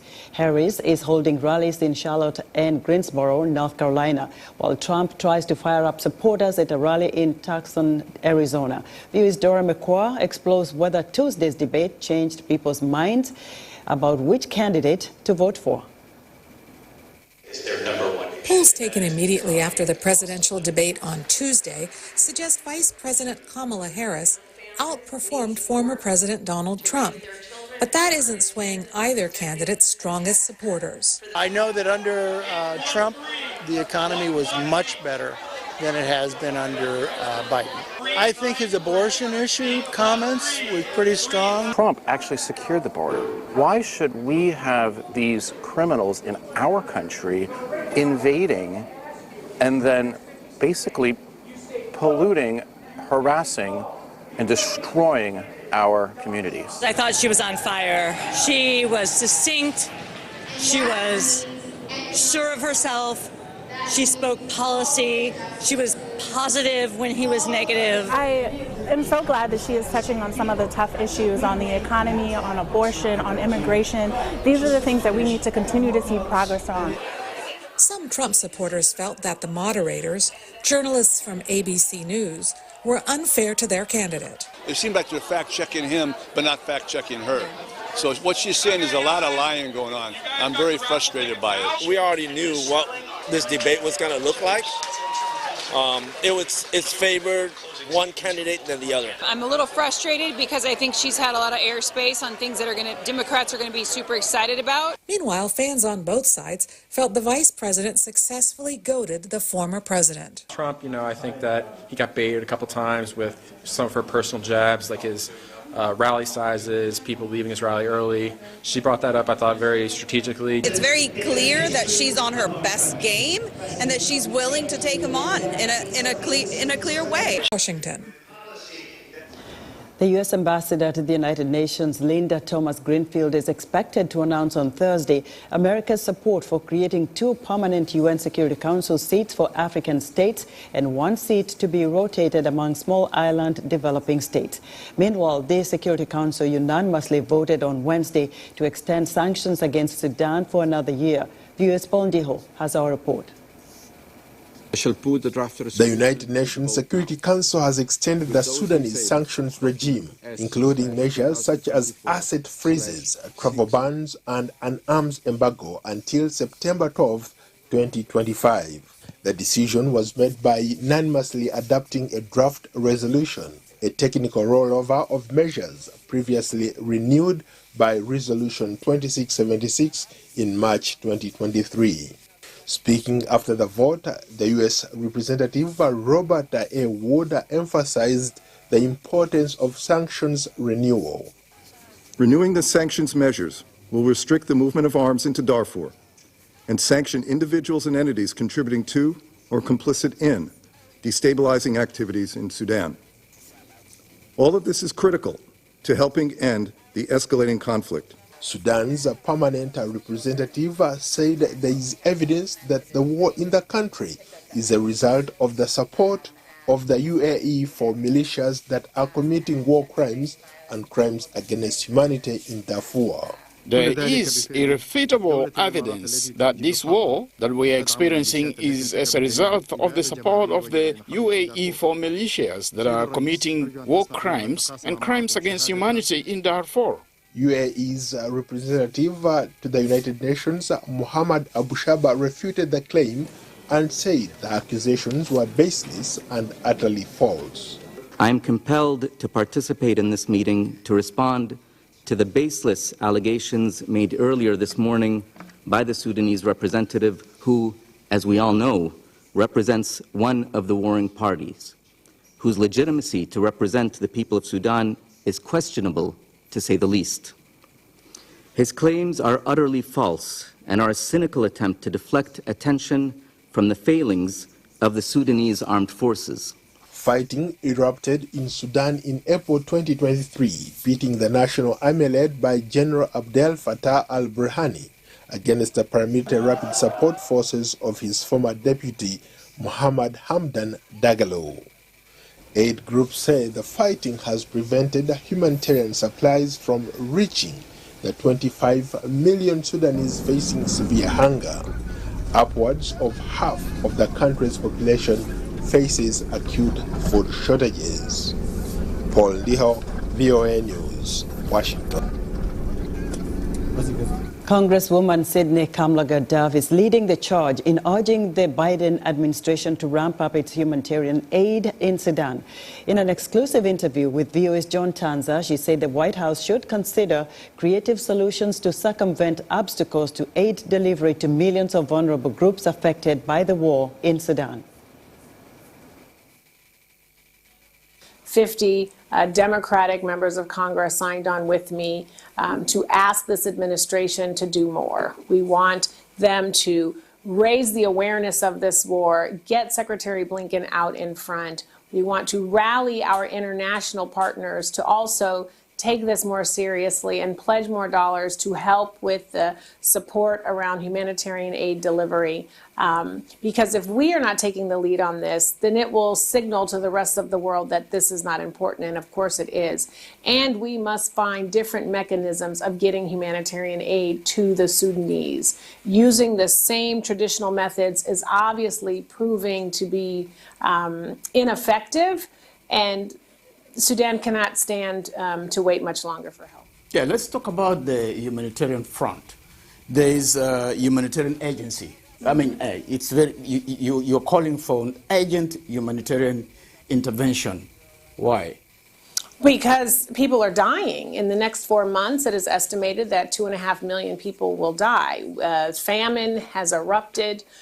Deaths are happening every day. And the warring parties are working together, in my opinion, to prevent the delivery of humanitarian aid. It is unconscionable and it is inhumane. And talk to me about the international attention. Are you getting that? No, Why? we're not getting. You know, I have my own suspicions that people just don't care or don't respect the continent of Africa. I think that is wildly ignorant. I wonder how many people even know where Sudan is. You're talking about the American people? I am talking about American people. And if we are signaling that it is not a priority to us, then it then sort of signals to the rest of the world not to take it seriously. And we know with forces like China and Russia working to compete against us and to dismantle democracies, we know that there are other agents and actors playing in this war as well. That is why it is incumbent upon us to take the lead and call for more aid and call for more discussions. Talk to me about America's foreign policy and its resources. Where does it go? I mean, I know that the war in Ukraine and Gaza is shifting attention. But talk to me about the resources. Well, I really applaud the Biden administration for saying no to isolationism. They finally got a special envoy to the Sudan, a year too late. But he needs to be supported with more resources and more staff. It is very important that Secretary Blinken show his face more on the continent and remind folks that this administration cares. I am certainly hoping that we can have a reauthorization of AGOA, but we also must continue to talk about the conflicts that are happening and the impact that they have on their regions and their neighbors. That was U.S. Congresswoman Sidney Kamlaga-Dove speaking to VOA's John Tanza.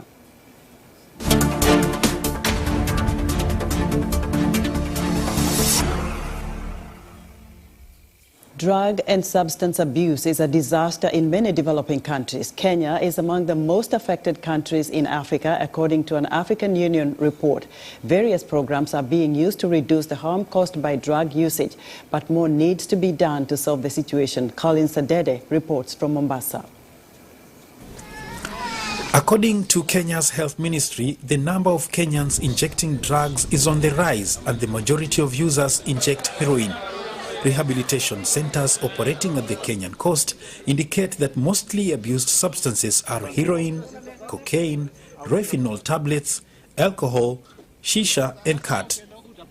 A national survey by the Authority for the Campaign Against Alcohol and Drug Abuse, NACADA, done in 2022, indicates that 1.7 million people in Kenya are polydrug users, with the coastal region having a prevalence of 10.5%. One common factor among drug use behavior in this region is that most people have polydrug use behavior, in that one person does not use one particular type of drug, but instead needs or requires more than one drug to keep them moving. So you'll find a case where someone using mogoka in this case will use it alongside cigarette or tobacco in this case, and also some prescription drugs. Thereafter, this same individual, after chewing to counter the effects of the drug, they will then go ahead to use prescriptive drugs, or rather weed or alcohol, to try and counter the stimulating effect, to allow them to at least get some sleep. Reach Out Center Trust, a non-profit making organization running various programs in drug rehabilitation at the Kenyan coast, identifies Mombasa's population as vulnerable to the drug menace because the city is a drug trafficking hub. Murath Swale, a recovering heroin addict, says he was infected with HIV by sharing a syringe to inject heroin. Now he is a peer educator on how to prevent HIV infection among drug users. Honestly, I remember we were about 20 people that used to inject drugs. All of them have died. I'm the only remaining one. Some have died of HIV, hepatitis, overdose, mob justice. We have really suffered. There was stigma among ourselves and even the society. No one understood us. Lately, the Kenyan government has intensified the fight against drug trafficking and abuse. Raids by the police and other anti-drugs agencies are frequently conducted where traffickers and peddlers are arrested. Unfortunately, many recovering addicts have taken up chewing khat, widely known as muguka. Muguka is a leafy shrub that is easily available and cheap. 100 grams sells for $50. Lately, local leaders have waged a war against khat selling. We are strong in our resolve to ban the sale of muguka. We know it's being distributed and sold secretly despite the ban. There are so many allegations that we are destroying other people's businesses, but we remind them that business is affecting our society and we must find a solution. A number of rehabilitation centers offer the medically assisted therapy using methadone and the needle and syringe program to reduce HIV infection among addicts. These centers also provide counseling and offer entrepreneurship and empowering courses that focus on female recovering addicts. Honestly speaking, the MAT program has been of help to me and many other youths addicted to hard drugs in this community. Most of them are getting better and back to their families. If I was to share my needle with other drug users, I would have been infected with HIV, hepatitis, or any other communicable diseases.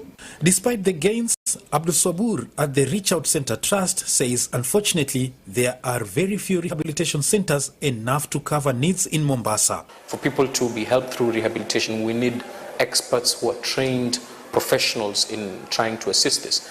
This is also quite, the availability of such safe professionals is not so common along this coastal region of Kenya, and that said makes it a bit difficult to try and bring on board personnel and human resource to try and help these people. Collins Liberty Adede for VOA News. Next week, we'll bring you a special report on drug abuse in South Africa. The leading public policy conference focused on issues impacting Africans, Americans, and the global black community is underway here in Washington.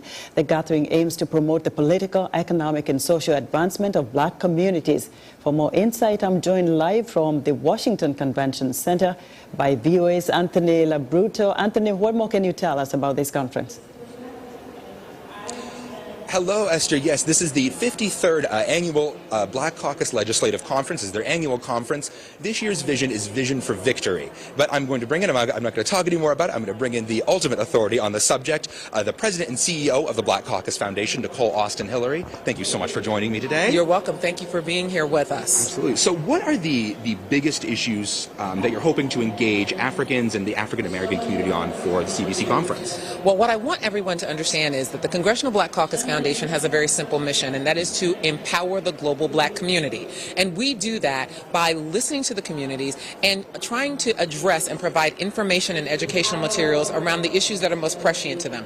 And the ones that we are seeing that everyone wants to talk about and engage around and strategize around this year are, one, our democracy. And that encompasses so many things. That encompasses voting rights, closing the black wealth gap, education, infrastructure, our economy. And so those are the things we're going to focus on, not just to give information, but to ensure that individuals are gaining tools and are then able to go back into their communities and be leaders right where they sit. We know that those advocates, those leaders in their local jurisdictions are the ones who are truly making change every day. And we want to bring them all together so that we can collectively, as a community, prepare for how we want to move the country forward in terms of Black America and in terms of America writ large, because we know what affects Black America affects all of America. And absolutely, and particularly on the global stage, how are you helping to engage African immigrants, potentially African members of the diaspora that are just coming in? How can the CBC and this legislative conference help them achieve, potentially more of politician or political role here in our country? Sure. Now, the members who oversee all of the brain trusts and the sessions have their own legislative and policy agendas. Many of them are members who focus particularly on issues around immigration, migration, and those are opportunities for individuals who are particularly focused on those issues to take part in those sessions. They have opportunities to ask questions. They have opportunities sometimes to even have sidebars with those members. So what we do is provide a forum to position people to have those conversations and to get access to information. So that's how we are prioritizing those issues this year. That's wonderful to hear. And I have to ask, what is your favorite part of the conference so far this year? You know what? Someone asked me this question earlier, and my answer always remains the same. It is every time I meet someone who says to me, Nicole, this is my first time ever coming to ALC, because I know for every person it is a new experience. It can be life-changing. And what I want to see is for that to continue. I want to see people continuing to have new experiences and to have us bring new people into the fold to get all that is offered here at ALC. Oh my gosh, that's awesome. Thank you so much. You're welcome. All right, Esther. So this conference will conclude on Sunday, but we have a lot of exciting things happening throughout the rest of the week. Back to you. Thank you so much, Anthony. Great questions, great answers there. VOA's Antonella Bruto reporting live for us from the Convention Center, downtown Washington, D.C. Still to come, commemorating September as African Diaspora Heritage